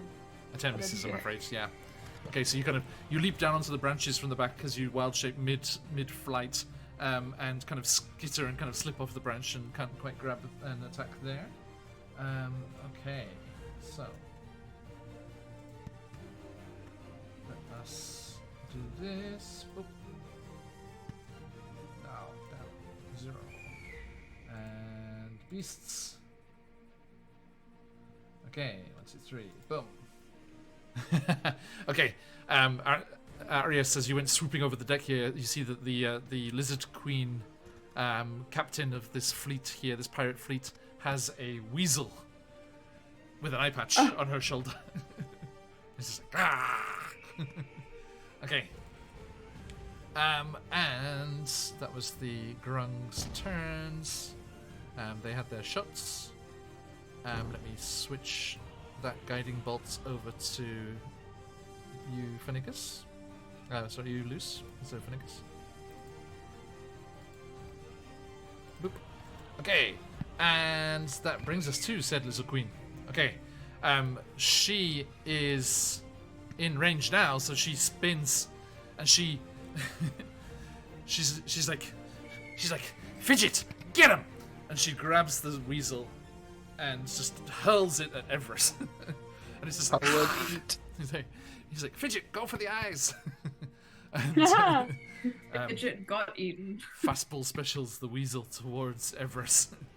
And you see them turn and eyeball you, Arias, and see you already full of grung arrows. It's like, let's see if we can't speed that poison along a little. And they fling a trident at you, as is their ranged weapon. I don't have any crystals or anything. 21. Sorry, I'm rolling well. That is... At me? Yes. I have a question. So should I reinstate? I was preemptively doing the long rest. Should I reinstate what he was before? Oh yeah. That you have to use your action to use that. Oh, gotcha. Okay. Yeah, just that motive light around you. So could you roll me a Constitution saving throw, please? No, Wisdom saving throw. Wisdom saving throw. Okay. Yes, Wisdom. Yeah, he's alright. Hey, there you go. So that was 4 piercing extra there. Oh. Well, he's got pretty good. 13. 13? Okay. Yeah, it was only 4 damage, so that's okay. So it's 4 damage. Yeah. He's on his last legs. Okay. Oh no. Oh, it was you on your last legs? Okay, so make that wisdom save with disadvantage, please. Again, now. Does that put him just do a second roll on last legs, or was he already on last legs? Well, it's after the damage that's taken that affects it. So. 18. Okay, you're good. That was that. The priestess. The priestess is going to. Let's see here. Okay, the priestess is going to go for... Well, first things first, they're going to conjure a glowing spectral trident in the air next to Carolyn. As they create a spiritual weapon. Oop. Sorry, we only have cutlasses. So Hogan. And spiritual weapon, Carolyn Sturgrove. Huh. Only a 10. Okay. Yes. Guys are having a breeze, and I'm just like, ugh. Right. And then that brings us to Starscream. Yeah, Reese is gunning for the priestess, so gonna take another shot. Go for it. What's your range on the bow? You're like 80 feet away. Yeah, the range on the bow is that's what I was checking before. It's 150 to 600. Oh shit. Okay. Yeah. Longbow. Never mind then. So that's an 18 to hit. Hits. And that is an 8 plus 4, 12. 12 damage. Nice. Yes. Okay. Last legs for the priestess. Sweet. That is. I'm going to. Hang on.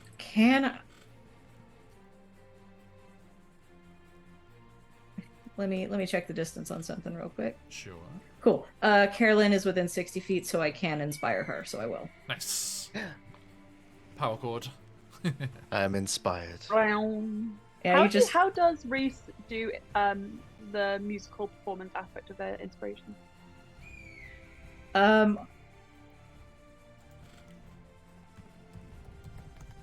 feel like it would definitely change up with each person. It's kind of like tailored to whoever is getting the inspiration. Sorry. So what was it for Kaylin? I'm just curious. I want to imagine. Ba-da-da-da-da. Don't bow.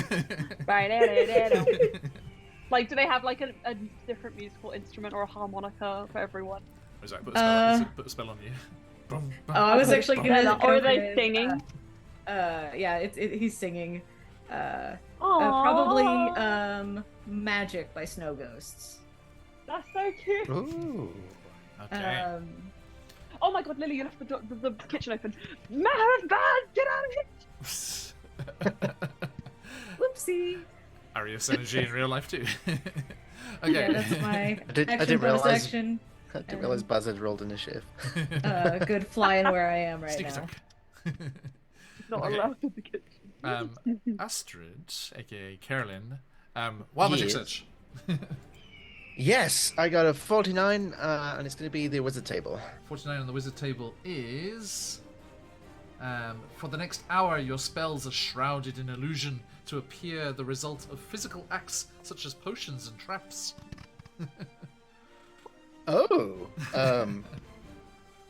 Okay. Interesting. Okay, so right, I will try and keep that in mind in my descriptions. So Arguably. let's have a look here. How far away is Arius? Okay. I see Arius looking rough, so Astrid is going to immediately dive bomb down and dart over, full dash movement from Astrid to Arius, and I'm going to attempt to grab Arius. And so that's, wait, hang on 1 second. That is at 140. Yeah, 140. So I take Arius, grab Arius, and then we move to the side, which is a full 160. Forcibly remove Arius. I love it. And as I grab hold, Arius will get a last third level slot of the day, Cure Wounds. Okay. Thank you. So you take. I will say, Carolyn, before you use that spell slot, Arius is about to use a long rest, probably. But Karen doesn't know that, so. she is going on her heart reaction. Okay. That's possibly the lowest healing I've ever rolled, according to Roll20. No. Third level, you get 7 points. That is awful. It's something. I'm on 16. Bye, third level! Spelled. 2 and a 1 on the d8s. Oof. That's so bad. A 2, a 1, and a 1. Ow. Ouch. Oops. No worries. That's you can ignore that. No. Yeah, so I do that and I grab hold, pull Arius onto the back of Astrid with me, and what was our decision on spiritual weapons? Do they get attack of opportunity? I mean, welcome to take one. Thank you. That's kind. I think yes. Like in the understanding that it uses up the reaction of the caster as normal. Yeah, I don't see why not. Right. Okay, so that's going to be 8. Never mind. Astrid to quit. Apparently. Yeah, so I pull Arius onto the back, and we fly 20 feet away, just to the side, and I just look back and say, "Really think I'm going to let you die? That's my job." Oh, Kill right. them. Shove them off the next round. Just Okay. I guess catapult. Speaking of, Arius, your turn. I think Helen, when you first grabbed Arius, he's kind of writhing a little bit. He looks like he's in distress, not from the wounds, but from something else. But then as you grab him and you heal him, he kind of makes eye contact with you and seems to come back to himself. And I'm going to use the mode of long rest to boost him so back. Use your action and boom, yes. Yeah. And he just Kevin's holds like, onto you and "Oh says, damn, my healing magic. It's more Yeah, powerful than I So thought." good. he holds on It's to the power your of arm friendship. and just says- Yeah. He just says thank you. Team friendship. Indeed. He's very Okay. grateful. Any bonus action?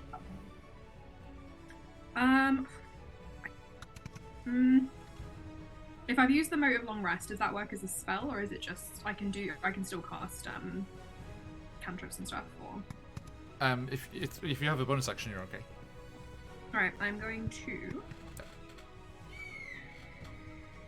to summon my spiritual weapon. Hey. Why not? Nice. Arius kind of turns his hand and trident appears alongside. Okay, alongside the. It will be 60 feet. Let's Yes, make there we it. go. He's here, so it's gonna have to be the one directly above them. Okay. I think. So put it there. Yeah. Notice. Okay, so yeah, Trident appears over the crew there, over the ship. Noted. And then the Phenicus and Lucio. Okay. So remember, your Griffin can attack too. Yes, that's good. All right. So I'm seeing that would it be accurate to say the person causing us the most grief at the moment is this leader, this creature, The masked archers seems to be much more dangerous. the archers? Yeah. And Yeah. are they, which ship are they on? Just so I know. The Grung and the Sahagrin are all the same stat level. Yes, but there's two ships. Yep. Which one is causing us the most grief? Just so I can get a good idea of which is which. Okay. Like, are they? Are they both firing the same? Lucio and Phenicus are right next to those Grung, so that's probably the best target. Right, Yes, so- no. I'm thinking of doing something differently. Okay. So these archers Yep. are the ones who are doing the most damage that I can see. Yes, the ones over here on this island have been damaged a little. Some of them had died. but all the others are still fully intact, so they're all equally dangerous, you would say. And the ones from the Sahuagin on the ships, have they been using any ranged attacks or not really? Not yet, but they have. Now that you've flown in amongst them, they have bows too. This is difficult. This is something I'm going to do. I just need to figure out where I'm going to put it. No problem.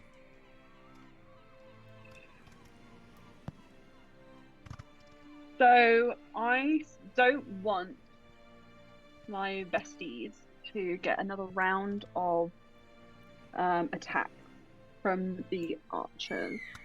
But they're damaged, so I reckon they're going to go down rather soon. So I'll have my griffin attack the little green ones on the left. Up in the trees here. Okay. Yep. He'll attack them. Okay. And that's 11 plus. Sorry, I need to look at the stat block again. No worries.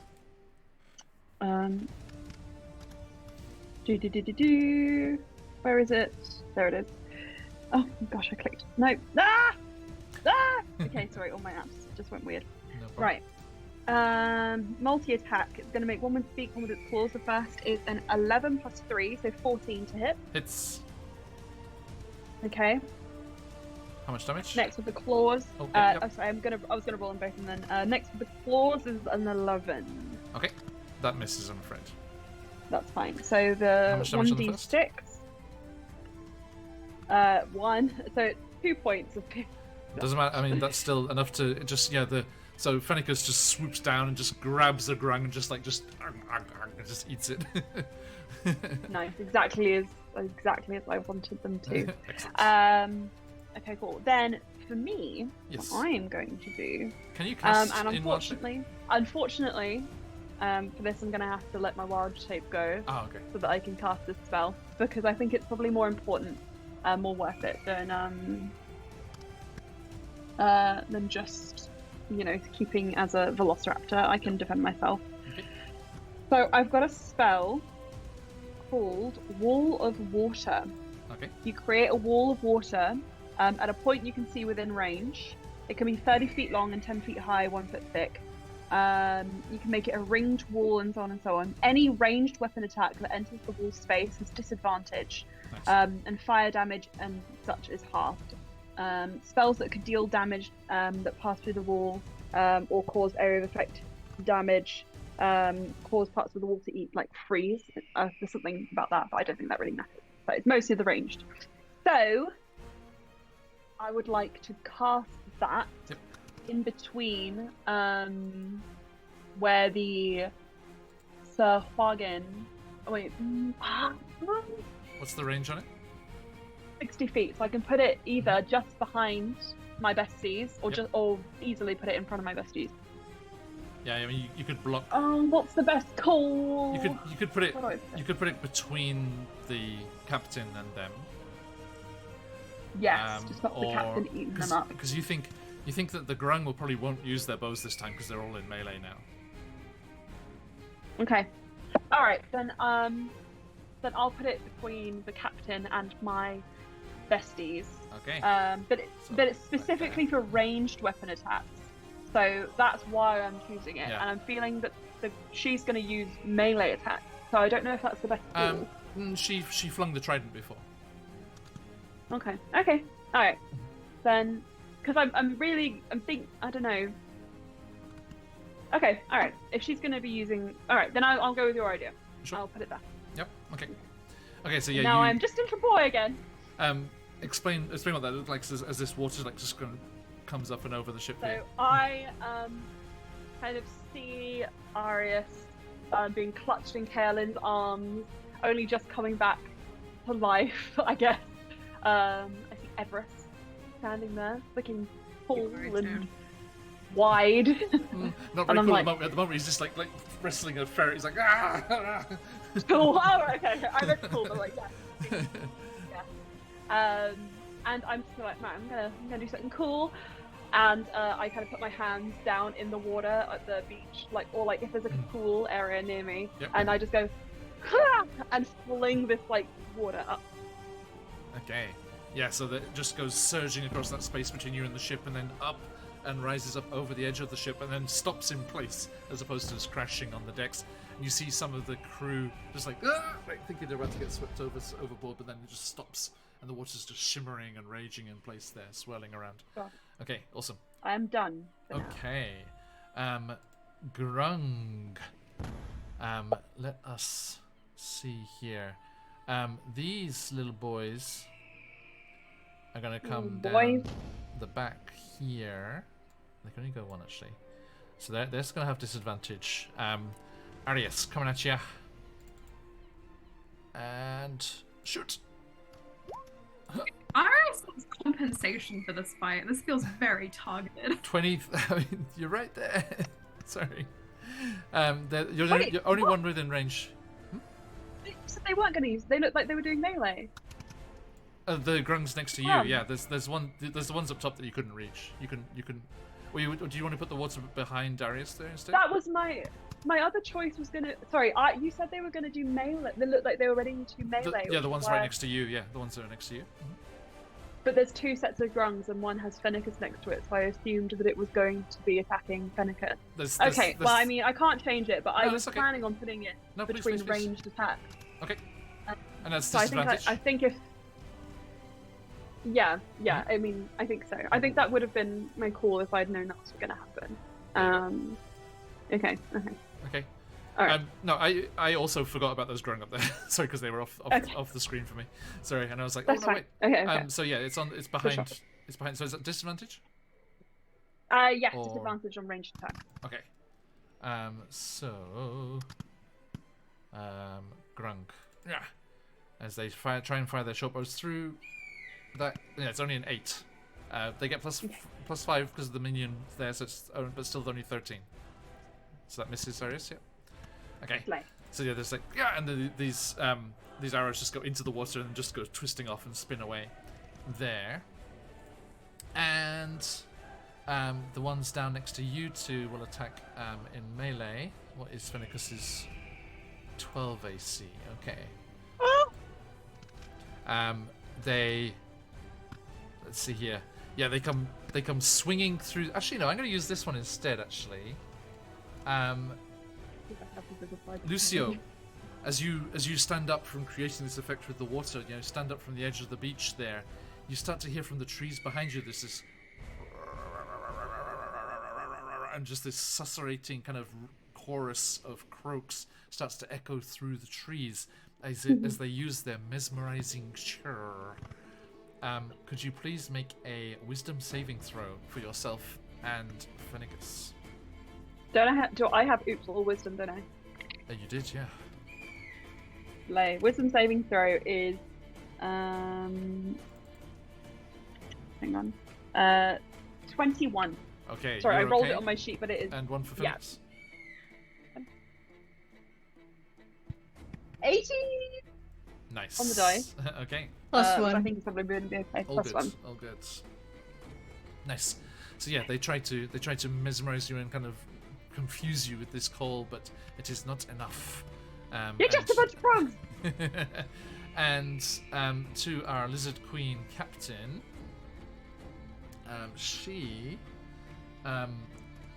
will seeing, because Arius and Carolyn's tokens are right there, but they're they're off the edge of the ship. They're not right next to the ship there.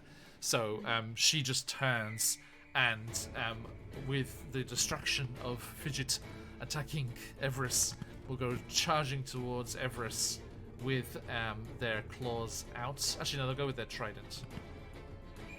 Let's see.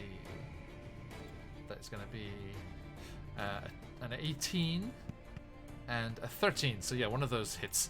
So she just goes charging forwards and just lunges out. And Everest is still very agile, and even with this distraction, and manages to dodge one of them. But the trident goes across the side, scrapes through the flesh, and ah! And they manage to fling Fidget to the side, and they're just almost like Wolverine, just in the X-Men, the claws out, and turn towards that captain there. The priestess is going to turn and snarl at you, Reese, causing all that trouble down there. And go for you with the guiding bolt. Natural. That's, oh shit. Okay, that is Snake Eyes. Oh, sorry, I didn't have advantage or disadvantage. If you have advantage or disadvantage, you get Snake Eyes. That is natural 1. Natural Those 1. phoenixes fly. So yeah, a guiding bolt sizzles through the air past you there, and your griffin there, Reese, but misses. And it is your turn, Starscream. Okay, so yeah, Reese is just gonna look at this priestess like, you done messed up, and gonna try and end her. Okay, go for it. How does a dirty 20? That'll do. Nice. Let's go for this. Nice. That's gonna be an 11. Okay, they're on Damage. the last legs, so 10 or less. Tell me what happens. Reese is essentially going to do like a backwards drive-by shot as he goes up to join the battle with the rest of the party. Okay, yeah, so Starscream just goes screeching overhead. She reaches up and fires that guiding bolt. It just goes whistling past you, and you're just like, whew, and just boom, and they just collapse, and they're just kind of being washed and buffeted against the beach by the surf and the waves there. Okay. And Starscream can dash, remember? That is true. Going Just to 1, 2, and 4. Okay. And as I'm coming past, like the reason there was a little pause there, is that Luce gets a bit of inspiration. Awesome. And Just some bells. I think the song is "If I Dare" by Sarah Bareilles. Aww. Okay. As you come into range there, though, the Sahagin on that back ship were holding their action until someone was close enough, and they do take a shot at you. Let's go here. That's going to be 27. And Reese, you take 10 piercing and 7 poison. Okay. And Astrid, Kaelin, your turn. Okay, this is Arius on deck. going to be a little creative, but I will let you decide how this works. Listening. So,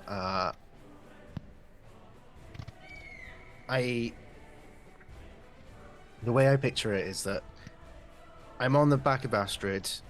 Arius is right behind me. Just having saved them, they've regained their strength. I look back to Arius. Let's do this together. And I take Arius's hand and I hold it out to the side of us, heading towards a target of Arius's choosing, and I'm going to hold my action to basically. This is where you can decide how this works.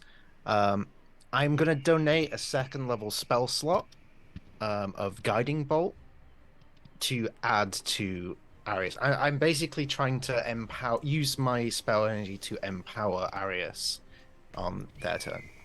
So whether or not that just involves us both casting it, or I will let you determine that specifically. But the thing that Kellen is trying to do right now is to give Arius the reassurance that regardless of anything else, she has his back. Okay. So I think that depends on what Arius does with their turn, I think. So Arius, what happens as we come to you immediately?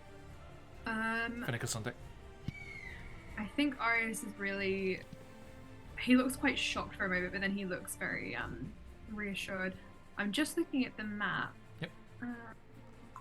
There's a wall of water behind you. Yes. Where are the majority of the shots coming from that have been absolutely wrecking Arius's shit? Apart from the Lizard Queen, all the other tokens are the same stats there. Okay. So they've all been shooting. I think I sort of if you follow Kaelin's eye line, she looks between the person we're trying to rescue and then over at Luce, who is currently engaged with hostiles, and then looks back at you. Kind of like, without saying a word, kind of like, who's it going to be?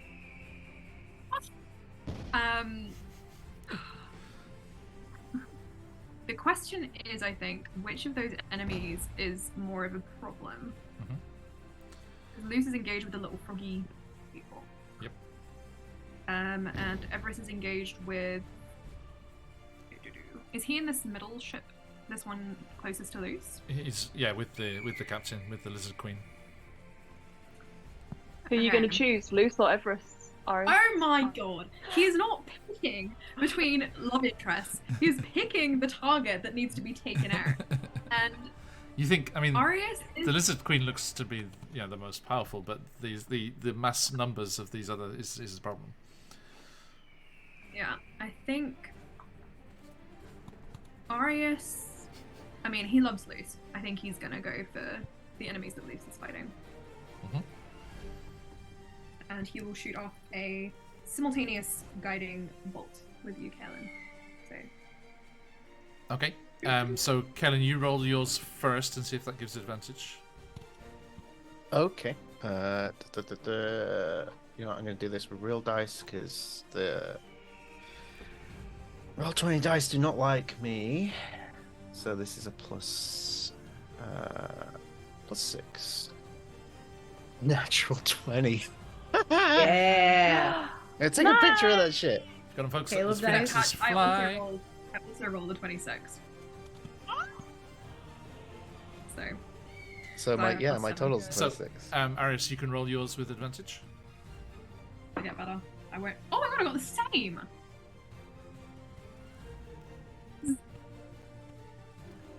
26. 26. Okay, nice. So, guiding bolt is 46. Yeah. Yeah. Right, Kaelin? Yeah, and I yes, and I gave up my second level, so it would be 46. Yeah. Yes. Okay. So, Arius, please roll me 8d6 plus 24. Oh! Okay. Let's go. So, Need more dice. plus 4, plus 5, Power of friendship. 6. This is the last one. Plus 5. I've rolled really well. 39 plus 24. It doesn't matter. It's okay because there's like. A lot. You say 39 plus 24. Yeah. Yeah. Okay. So all 5 of them in the all 5 clumps of these grung in the trees here. That was the whole max was 45. So basically, like Godzilla's breath weapons. Godzilla's breath weapon. Yeah. Lucio, We look after our little druid. Lucio, as you're standing on the shore of this island, and you just turn and you can just hear this invisible, susurrating call coming from the trees. You almost get lured by it. You kind of shake your head and splash some water in your face. And as you look up again, trying to make them out in the trees, where are they? Where are they? Just from behind you, just this of light just comes blasting from behind you into the trees, and you can just see the stark silhouettes of the trees and lots of little grung skeletons. And it's like as bones fall, and that entire clump is entirely destroyed. Amazing. As that damage does bleed over and bleed over again and again and again and again. Amazing. All of them. And all the skeletons are now glowing, so the next attack on them has advantage. Bones. That's good. Not animated in any way. Okay, which brings us to said Lucio and Venegas. Okay. Well, I had a plan, and then boom, boom, boom, boom, boom. I'm like, you saved us. These dudes they're a problem to me. These guys that are the mass ones that are hitting us, I feel like need to be dealt with. So I'm going to try and do. Yeah. Carolyn, sorry. How did your parts of that guiding bolt look like a physical trap? Oh God, yeah. It's like a luminescent nets just. Like a bear trap. Oh funny. God, that. Let me think. Because it's radiant damage. So, I guess as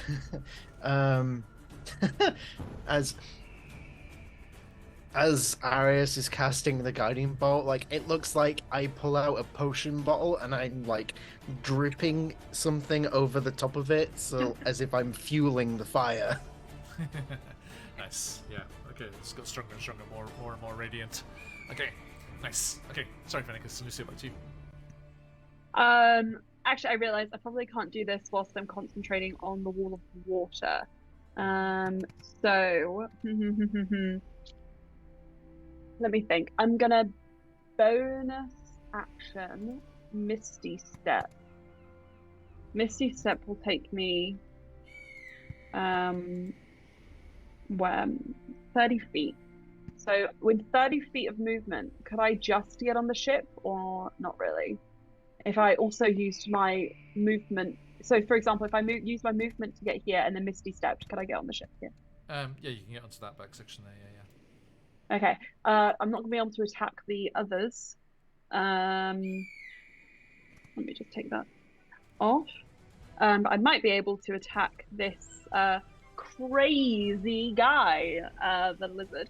So I'm going to use a Thorn Whip on them, which is a cantrip. Okay. And it's just going to be me making a melee attack roll with a 30-foot range. Okay. So, let me think. Okay, right. This may or may not hit. It'd be 16.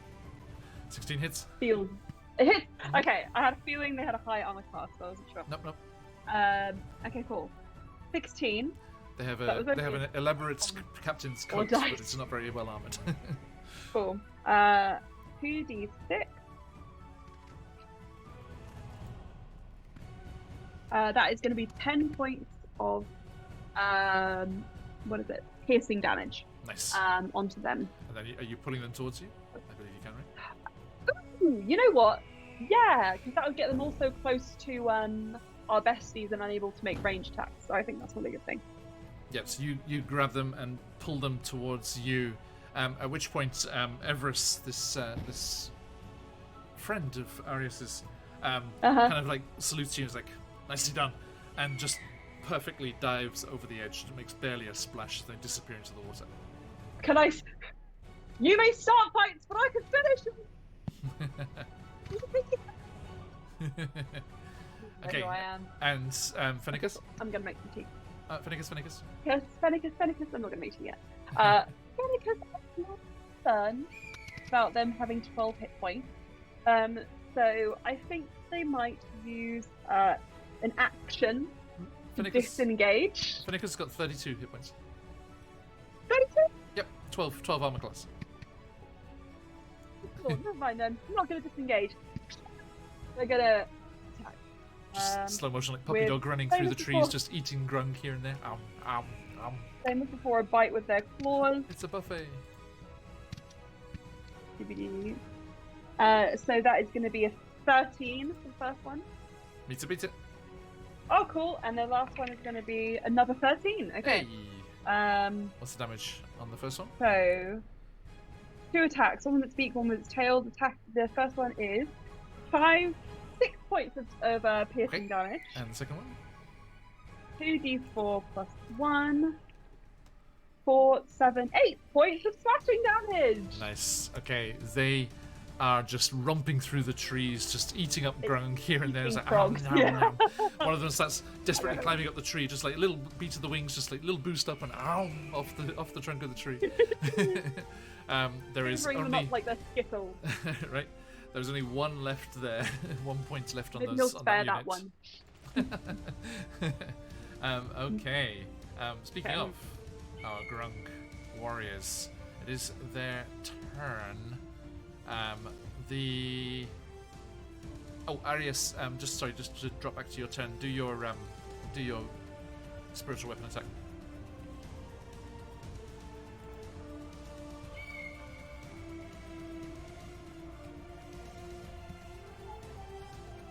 Welcome back. 22 to hit. Definitely hits. And that is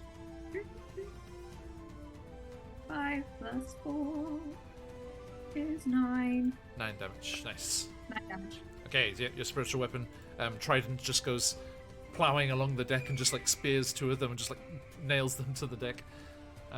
Okay. Boom. Arius laughs. It's very Okay. Right. And that brings us to their turn. So let's see here. Okay, they are going to the ones that your trident just attacked. They are going to attack Kerlin as they can get around the edge of the water there. And shoot. Natural one.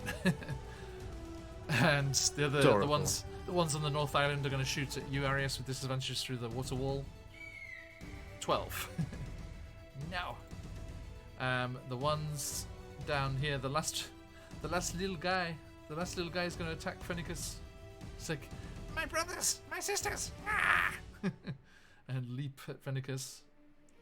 You big hungry owl. And 12 AC for Phoenicus. Daggers. Dagger. Yeah. 23. Oof. Taste my fury. Yeah.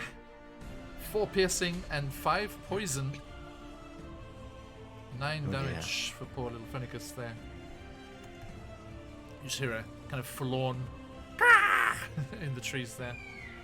Thank you. Sorry, yes, like that. Okay, and let me shoot Reese. Shooty. 23, Reese. Oh yeah, that hurts. Actually, no, that 28. hits. 28, sorry, with the bonus.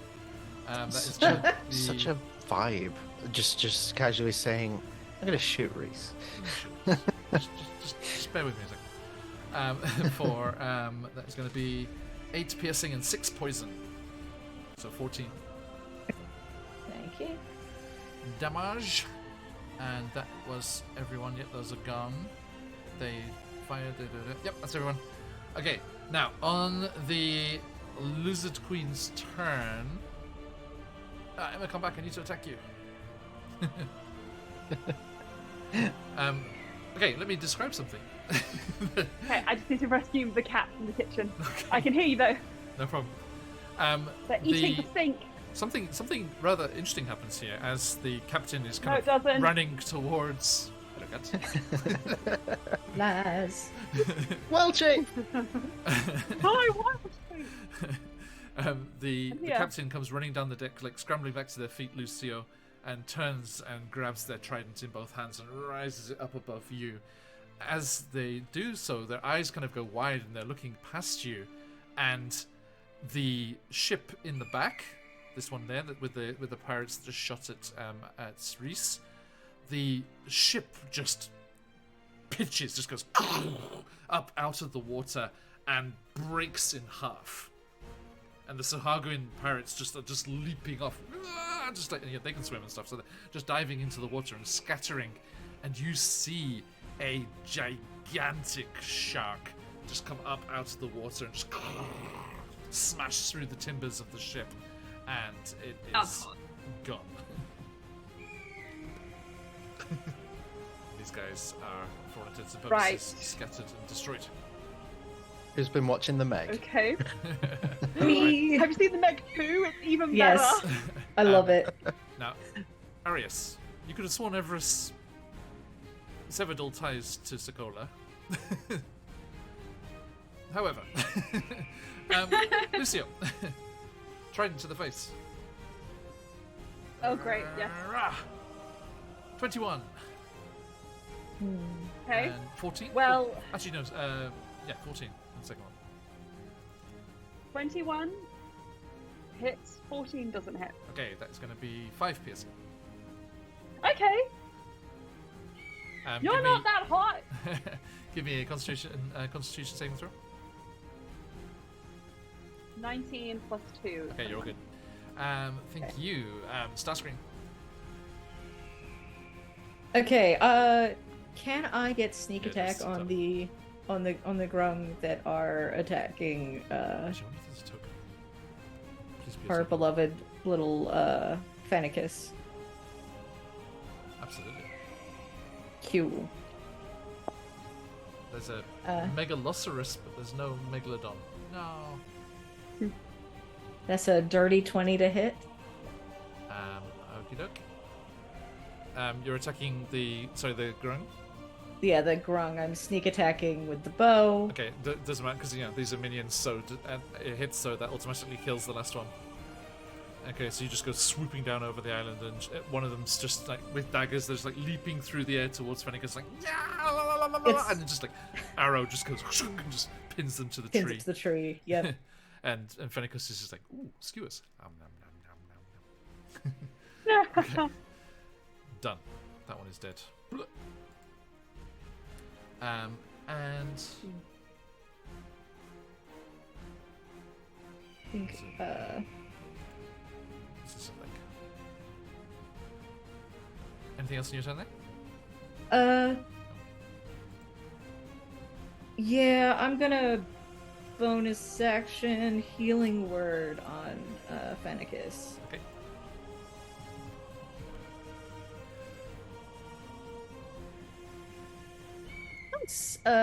Fennicus takes 8 back Okay. as Starscream tries to kind of like lead Fennicus out of the feeding frenzy towards more targets. Okay. Nice. Yeah, I think And Lucis. that'll be me done. Oh, nice, Scott. Okay, I think Lucifer, you developed a special whistle for Fennicus. Ooh. Too big. I have. Not that huge. Huge, but not that huge. Oh boy. Let's go there. I think it's something like. Ooh, something silly and Just turns it strange. back. Yeah. Just reminds that. Oh. Okay. At the end of Reese's turn there, that brings us to Kellen.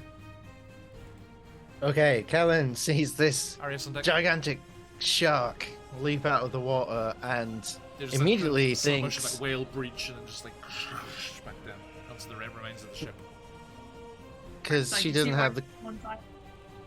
she doesn't have context, so she thinks, okay, Umbly's here, fuck's sake.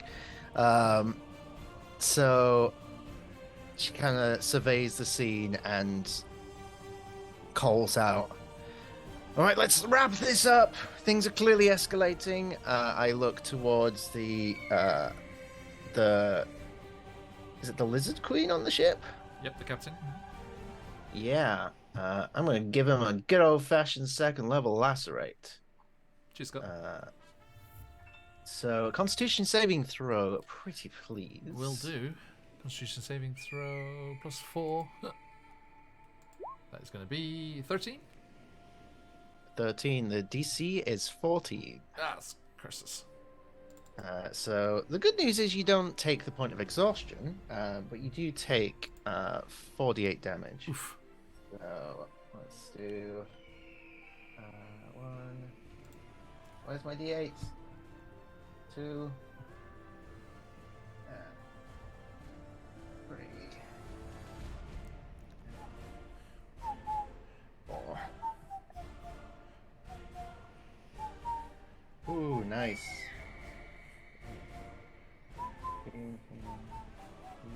27 points of slashing Nice. damage. Okay. An 8, an 8, a 6, and a 5. That's it. What does this look like as the wild magic twists it into an illusionary appearance? So as normally when she casts lacerate, it is creating a almost invisible line of sharp wind which slices into people. With this particular wild magic, I'm gonna say that she, it looks like she, rather horribly given the circumstances, pulls out Inky, rips a page out of Inky, and just throws it down at the Lizard Queen to give her a massive paper cut that lacerates her. Okay. It appears to be. Inky's fine, right? Inky is fine, Okay. yes. It's an illusion. Okay, we'll make sure. Anything else you said? Do I have it? I don't think I have any. I don't need to spare the dying anybody, so I think we're good. Okay. Arius and Arg. Yes. As Kaelin has a bad reaction to the shark, Arius is like, awesome, great. And then he sees Kaelin's panic, he's like, oh no, that's just him. Don't worry about it. And he is going to use his spiritual weapon again to take a hit on the queen. Ooh, I don't know if that will hit. Is that a bonus action? Yeah. Spiritual weapon? Just a bonus action, yeah. Mm-hmm. I keep forgetting that. 6 is 13. And Misa beats it. Oh! Roll the damage. See if you can get 2 of them. 2 points with. One sec. Sorry, my D&D Beyond is being a bit buggy today. Oh. 3 plus 4. 7. Okay, but that's that knocks another point off that unit. So you're trying. It's it's like we cut to this scene. It's like there's this Hagen just like running down the deck with the train, just chasing it. It's just like it's like bowls them over the edge of the ship. Okay, that is happening over there. Is Luce standing on the deck? Yes. Right, Arius is gonna jump off to stand beside Luce. I'm gonna let him by the way. And is that all I can do? Or can I take another action because the spiritual weapon's a bonus action? Yeah, it's a bonus action. Yeah. Mm-hmm. So you're going to attack the Lizard Queen too? Yes, I am. Okay. And Arg can attack the Lizard Queen too. I kind of want to stare at Arg. I feel like Arg is not having a good time considering Arius has been shot at incessantly. Okay.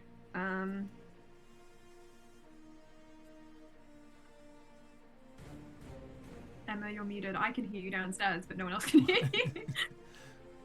I said maybe Arg should jump onto Astrid's back and have a little nap. I can't do 2 bonus actions. That sucks. If you do it instead of your action, that's fine, because it makes no sense that it's supposed to be easier to do. Yeah, I know, right? Okay, then I will attempt to cast Compelled Jewel on the Lizard Queen. Nice. Stop her from attacking Luce. Saving throw. Cool. Wisdom saving throw DC 14. Dirty 20. It was an attempt. He stands in front of Luce. He's like, "Alright, you're going for me." He's like, "All trespassers shall be keel-hauled." Okay. And then Arg is going to attack, or just hang? I'm going to keep Arg to the side because I think Arius is very aware that Everest is swimming beneath the boat. So if he feels like a shark is about to come up, he's going to pull Luce and get him on to Arg. Lucia. Cool. I'll lean over. Is using the bag of tricks a bonus action or an action, John? I don't know. What does it say? Let's have a look. I'm not sure because I couldn't see on the thing. I might have missed it. An action, sorry. Nope, I didn't miss it. I was just silly. Cool. I'm going, because I'm not sure what I can do whilst also keeping my wall of water going to protect us. So I'm just gonna be like, you're not gonna attack him, you're gonna attack this!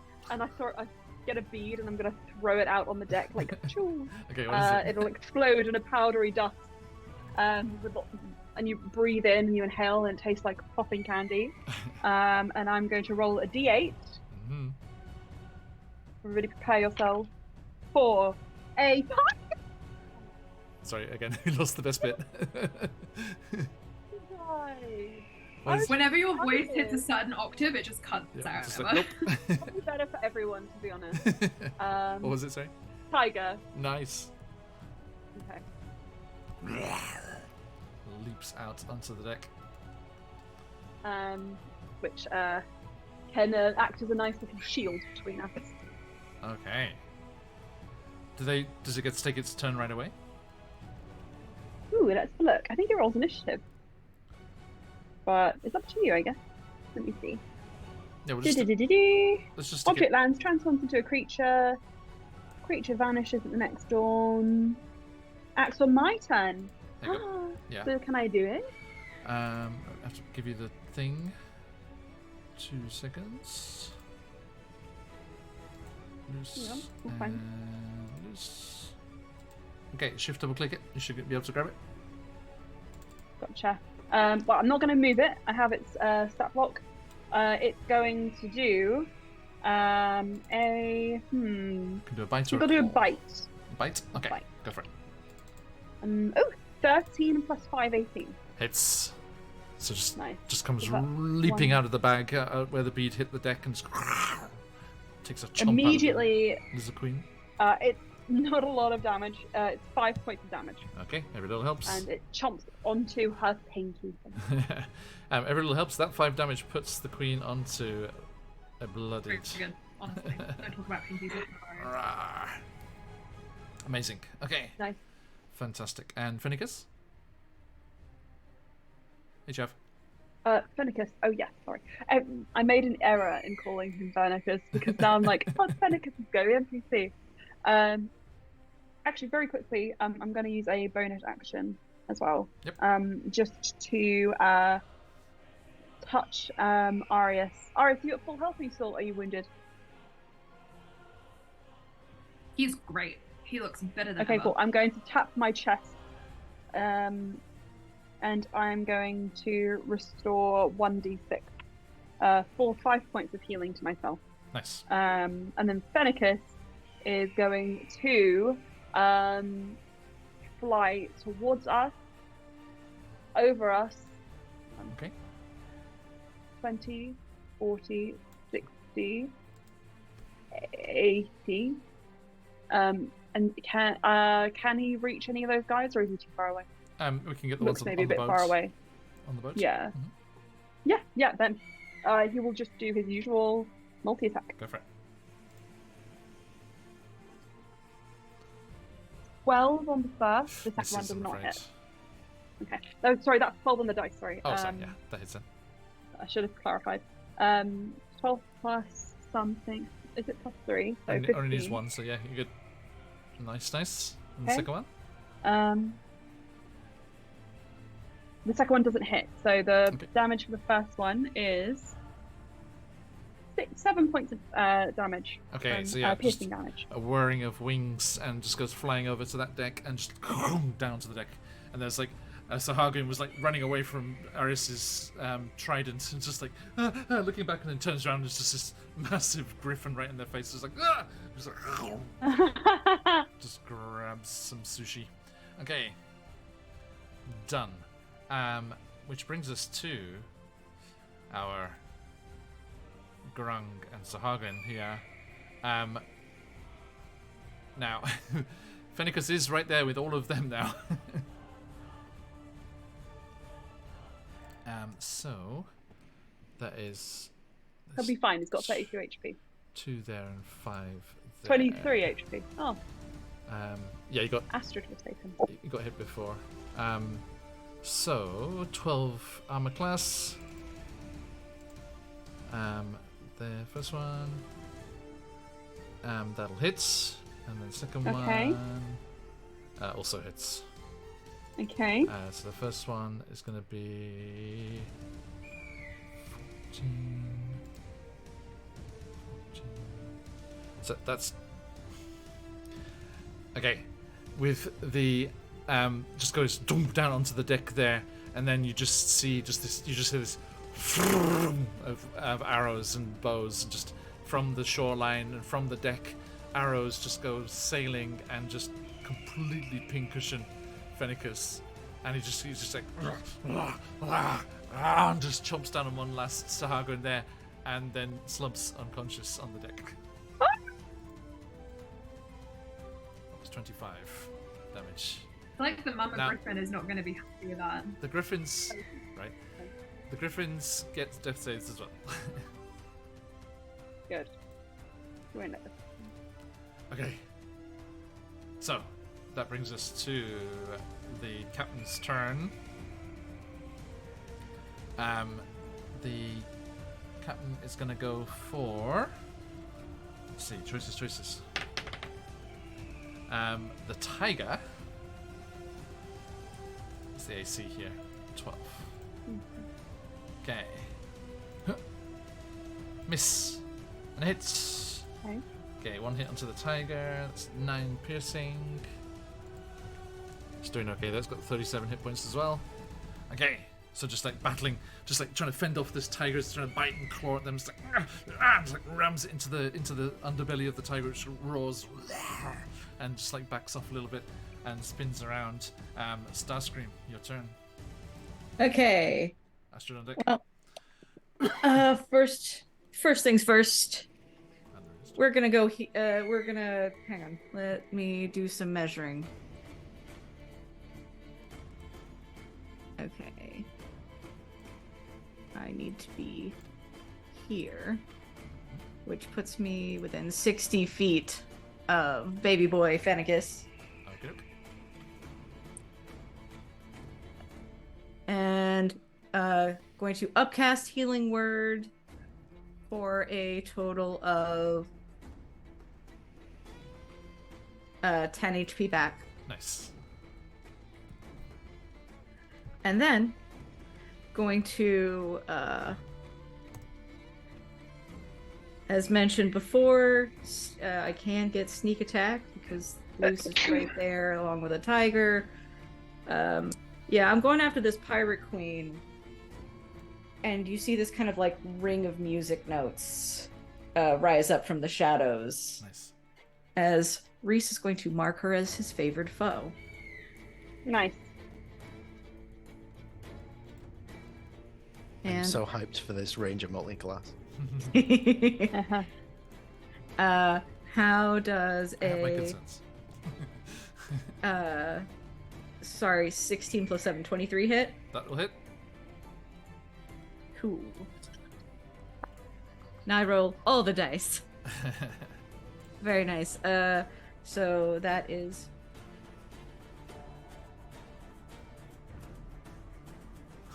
total of 19 damage. Oof. Okay. Is that from the longbow again? Yes. So that's the longbow attack plus sneak attack plus favored foe damage. Yeah, as the Lizard Queen captain is busy trying to fend off the tiger, just like reaching up and it's just like holding it back and it's like clawing and then just this arrow just goes into her neck and she's like and she snaps it off and snarls and looks around at you. Okay. Anything else? That's action, bonus action, and then that's me done. Okay. Carolyn, Astrid, Arius on deck. Okay, how many of the Grung are left specifically? There's these 2 groups up north here. Okay. The ones on the island haven't been touched at all yet. The ones on the deck are being torn to pieces by Fennekus and the spiritual weapon. Yeah. And the Lizard Queen. I have a question actually specifically. Mm-hmm. This Lizard Queen, do they look like? This might be a silly question. Do they look like aquatic in nature? No, they're lizard folk. I mean, kind of like Okay. iguana swimming skills potentially. Not even All semi-aquatic.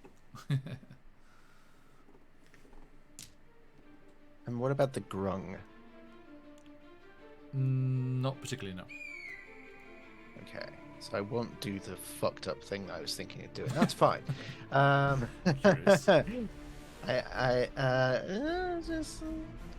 Karen's in an interesting mindset. We'll get into it maybe next session. So, with that being said, I think she is just going to fly over to where the Grung are on the island. Only needs 80 feet. So we'll do that. Astrid will let out some attacks, but before that, Kaelin will use her last second level spell slot as she brings her fingers to her lips, as she always does, and with a kiss, Kaelin's a blazing kiss, a 30-foot long line of fire engulfs the remaining Grome. Line or cone? Line. Okay. Those affected a dex saving throw. Okay. Let's see here. What's the DC? DC is a 14, I believe. 14. Okay. 1, 2, 3, 4, 5. Okay. DC 14. Dex saving throw. Yes. Okay, I need a 9 or more. That is. I needed a 9 or more on the 5d20s. I got 2 3s, 2 8s, and a 12. So, 4/5 of them are just incinerated as they try and leap out of the way. No. Okay. So, I need to take a picture because I rolled max damage on 3d8, so it's 24 fire damage. Okay. No. And the one that succeeded takes 12. No, not for minions. If they pass, they don't take any damage. Okay. And the others all just get roasted. Okay. Yeah. So yeah, just they're all scattered over those cliffs with arrows drawn back down towards Phenicus again, and you just go swooping across, and then just this beam of fire, and you kind of like strafe across, moving it across as they're all across the cliffs there. And there are a few left that managed to hide away behind some of the cliffs and the stones there, but they completely decimated there. Okay. So, with that being said, whatever's left standing, Astrid. Mama Griffin just saw one of its kids get pincushioned. She pissed. Yeah. So she gonna do some. She gonna school these. I'll give her advantage actually. Yeah. That's what I'm talking about. Right, hang on. Let me just get the. What she did say?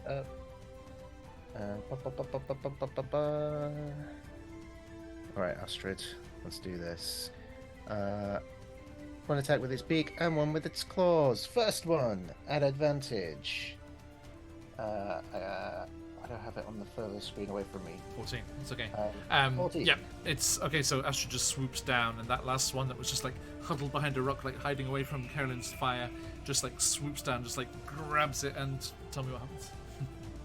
I think she grabs it, picks it up in her beak, flies up high, and then just drops it. Okay. So the falling damage takes it out. Absolutely. And then whatever's left, she'll use a claw attack. Done. They're gone. That was the last one. Okay. Then she'll use the claw attack on what remains of the dead one, just out of spite. She still has movement left, right? So she can fly over to where the Saharagan. She used 80 feet to get there, so she won't have any movement. Sorry, that's right. Yeah. Okay. Noted. Nice. And Arius. Right. First things first is the spiritual weapon. Otherwise, I will forget. Yep. And Arius, also you see behind the Lizard Queen, Everest just like hand over hand up the rope that's like hanging over the ship there, and it's just like a theatric kind of like shh, just sneaking up behind the captain there. It's like I'm gonna get her first. So the spiritual weapon is 25 to hit. Nice, definitely hits. And the damage 3 + 4 is 7 again. 7? Okay. Yep, there is just a couple of the Sahagin left, but there is a couple left there. Right, and then seeing Everest is coming to finish off the Lizard Queen, Irish is like, not fair! And he's gonna run forward and cast Inflict Wounds on her at level. And I will roll to hit. Oh yeah. That is 26 to hit. Nice. Okay, so yeah, the the Lizard Queen captain swings the trident round to try and block you, but then the tiger just puts this massive paw on it, stops it, and you just like get through the defense and hit with that spell. I'm gonna use the. Should have used my own dice. I used the D&D Beyond. It's 24 damage. Tell me what happens. Yeah. Woo! So Arius, incensed at seeing that Everest is gonna swoop in and take the biggest kill of the fight, he runs forward and he like grabs onto the Lizard Queen. And again, it looks like a shark attack. You don't see him moving, but she gets ripped apart. Okay. Lucio, can you make me an attack for Thenicus there? Yep. 17. 18. It'd be 21. Nice. Okay. For So, hit. as the captain, this Lizard Queen, is struck down by Arius, you see the last remaining Sahagin on the far ship there just turn to start diving over the edge of the ship into the water and swim away. But Fenicus just galumphs on the deck, like, and just like stops them. It's like, no, you don't, and grabs them, and they damage, if that helps. Destroyed. Slay. Amazing. And you let go of the water there. I do. Splash. We all get splashed. Swoosh into the water there. Yep. And the combat is over. You're out of initiative. Fenicus comes slowly buzzing over to you, I Lucio. give him a lot of pets and heal him. He's like I'll do healing word at 2nd level. plucking arrows out of himself with his beak. He takes, and then I'll tell you. He takes 7 points of healing back. Okay. Actually, no, it's 2nd level, didn't I? 2nd level, so it's going to be actually like. He takes 7 plus 15 points. Using D&D So he's Beyond looking well at done, that. I think, for most people. And Arius, you dropping the spiritual weapon? Yes. Actually, I'm gonna say, you start thinking about. I was like, oh, okay, we're over, and you look back towards that to cancel it, and you do cancel it. As the concentration is knocked out of you, as you are spun around, and up against the mast of the ship here, and Everest. With your hand up against the mast. And he's like... Ours covered in gore. Yeah, he's just like, sweet victory. And he like comes in super close and he's like... Arius puts a hand in front of his face. Well, as he's just leaning in towards you, not to kiss, but he's just like leaning like right up towards you, close up, and he's like... That's the total of your victories today. And spins away. And like just like swoops his hair back.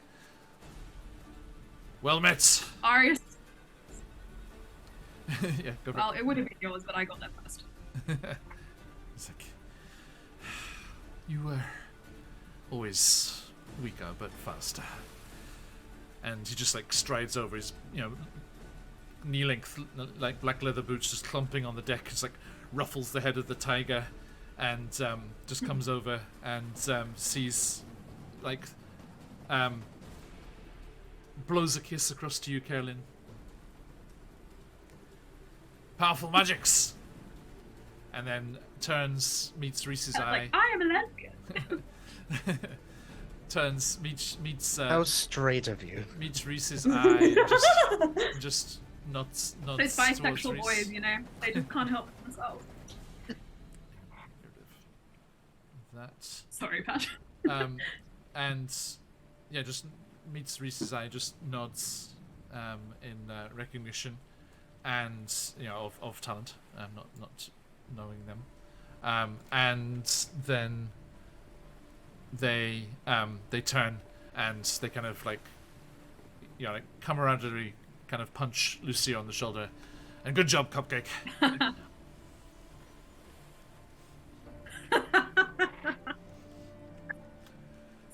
It's been Right. rad.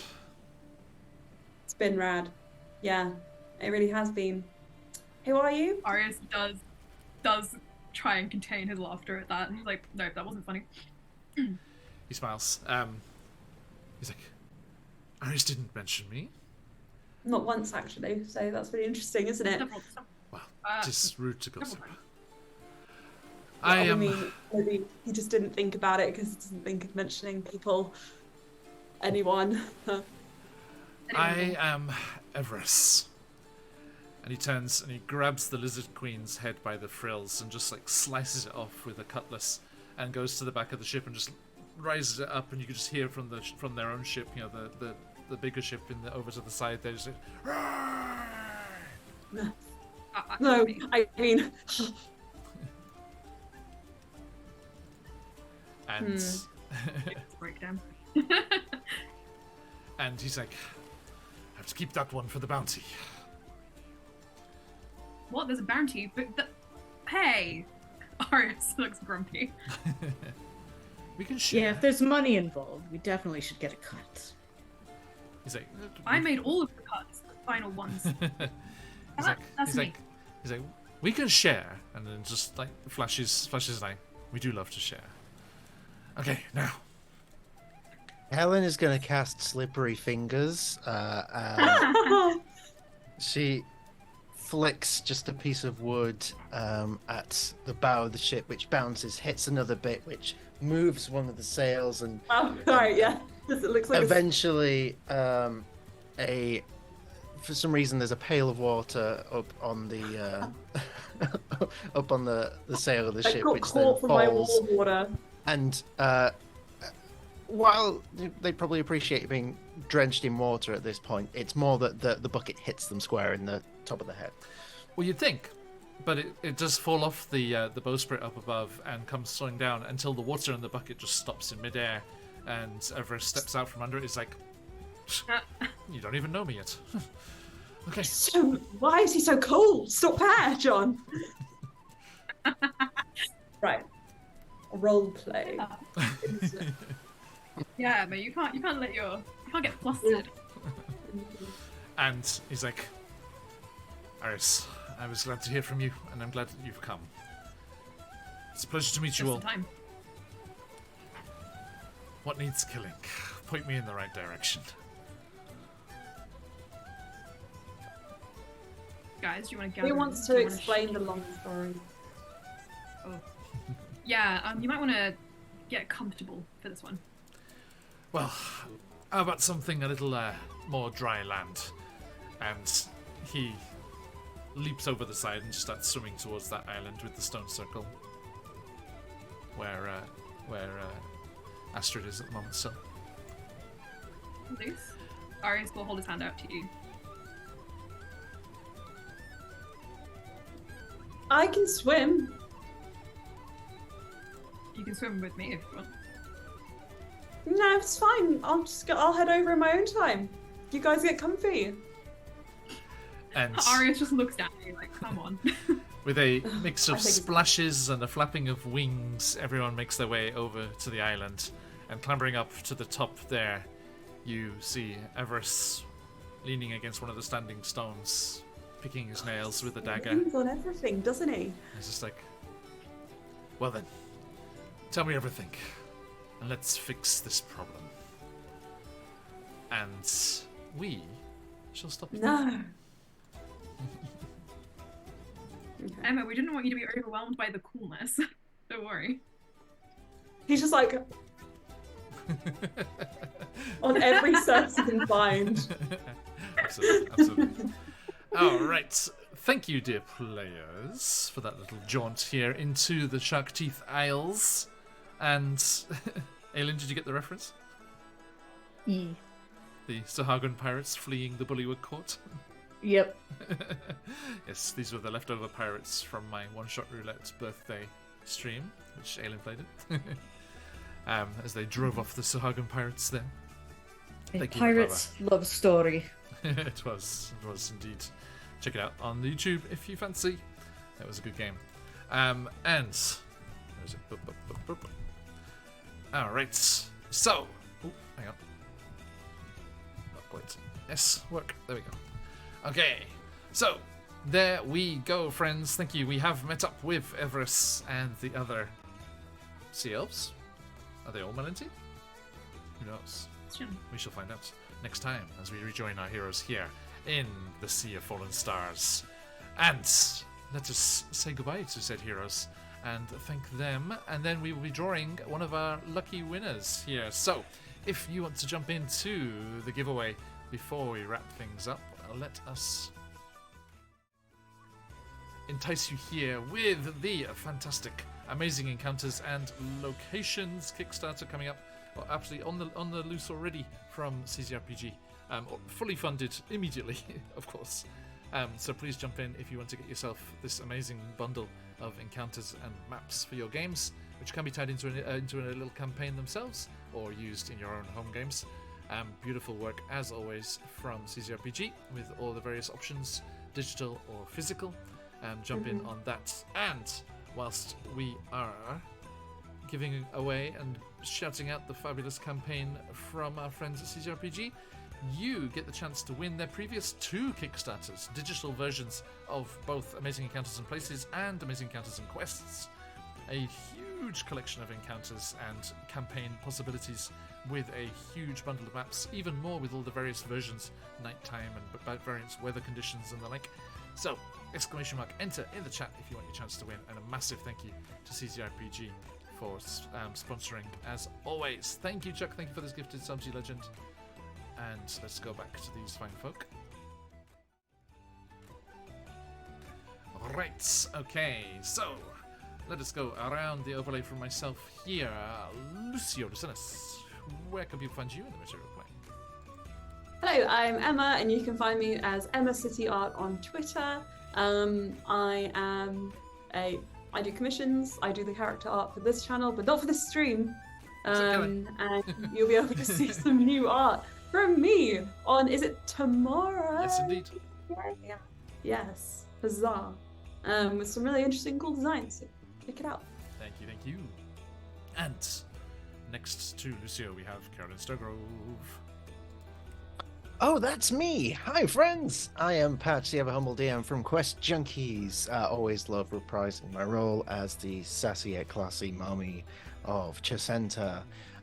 We stream over at Quest Junkies every Monday, Wednesday, and Friday, which means, actually, in a few hours' time, you'll be able to see me play slightly different mommy. A more gothic, undead mommy who seems to be in a 5-way sapphic polycule with the group now, which is such a vibe for a Curse of Strahd campaign. Let me tell you, the Countess Strahd von Zarovich doesn't know what's coming for her. Let's put it that way. Yes, that's that. And you can find me there, and obviously here every other Friday for this wonderful little campaign, which I love so much, and always I love being at the table with you guys. So let's keep doing it. Thank you, friends. And Reese, how about yourself? Hi, I'm Aylin. I've been playing Reese. You can find me here every other Friday and every Wednesday for the Wild Nut Chronicles on QuestJunkiesUK. Thank you, Ken. And last but not least, by any measure, get to employ Sea Elf Extraordinaire. Adios. Hello, I'm Lily. I played Arius, and at the moment I can only be found here or lurking wherever Emma is. Thank you. Okay, good job, everybody. Nicely done there. We are Phoenix Iwaki. We play lots of D&D and other TTRPGs, and we will be back tomorrow, as mentioned there by Emma, with the fantastic new campaign, Fandelver and Below the Shattered Obelisk. We had our first session during the charity campaign, and we will be jumping in. First time, though, with the full cast tomorrow, so do not miss that awesome new adventure. And then, into next week, we will be over with DM Charlie there in the jungles of Chult, trying to escape from a trapped pyramid tomb of doom with a magical item clasped under one arm as the constrictor snake carved staircase has animated and attacked them as they're trying to escape.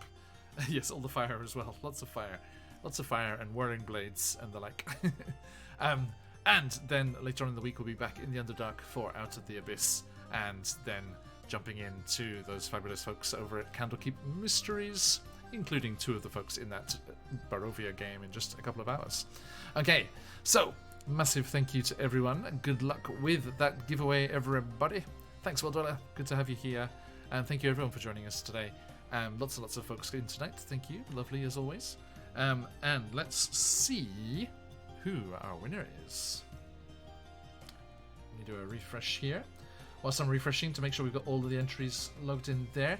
Big shout out to all the wonderful people who support us, those scrolling by here below on the screen. The incredible DM Charlie over there in chat. Do head over and check out DM Charlie Gaming, a fantastic Discord of professional DMs and all around lovely people who can help you out in many, many ways, get you into games and off on adventures, or to give you advice and just say nice things because they're lovely people. So do jump into that Discord and check out all of the awesome stuff over there.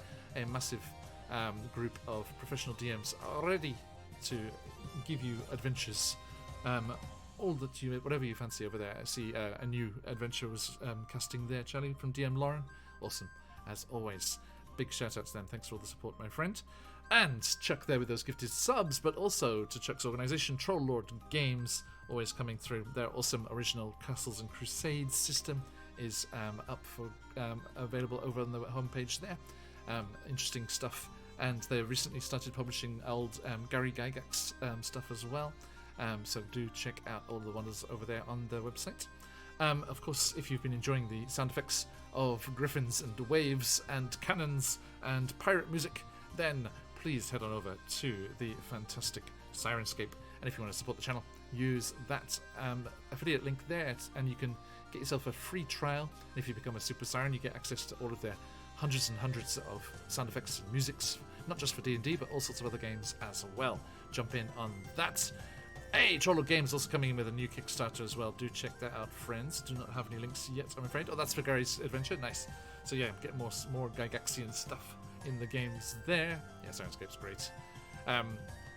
We are also very, very happy to be sponsored by the wonderful folks at Phoenix Dice. Get yourself some beautiful click-clack math rocks in your games. Awesome, awesome designs from our friends over there in Taiwan. And if you want to enjoy... Hey, thanks, Chuck. Yeah, there's the details there. Everyone jump in on that. If you want to head over to check out Phoenix Dice's stuff there, and all of the amazing catalogue of CZRPG, who we've already talked about, as the creator of this campaign that we are sneak peek preview playing through, you can check out all their amazing stuff there. And if you're heading for Phoenix Dice or CZRPG's Drive-Thru RPG catalogue, you should use these coupons to get yourself a nice discount and jump in on all that goodness there. Right, thank you, dear friends. Let us see who our lucky winner is. 2 Kickstarters worth of fabulous encounters and maps going to... McClever! Congratulations! Well deserved. All of the wonderful support you gave us through the charity stream there. Wonderful donations and all the shenanigans. Congratulations. Whilst that Kickstarter is going on, we will have copies of those PDFs to give away to all of you lucky people, so do not fear. Jump in and get yourself another chance next time we are about. Alright, that is all for today. A huge thank you to everyone.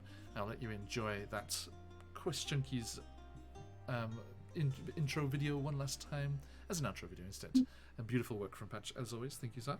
And then we are going to head off raiding. Where should we head into today? Who be live?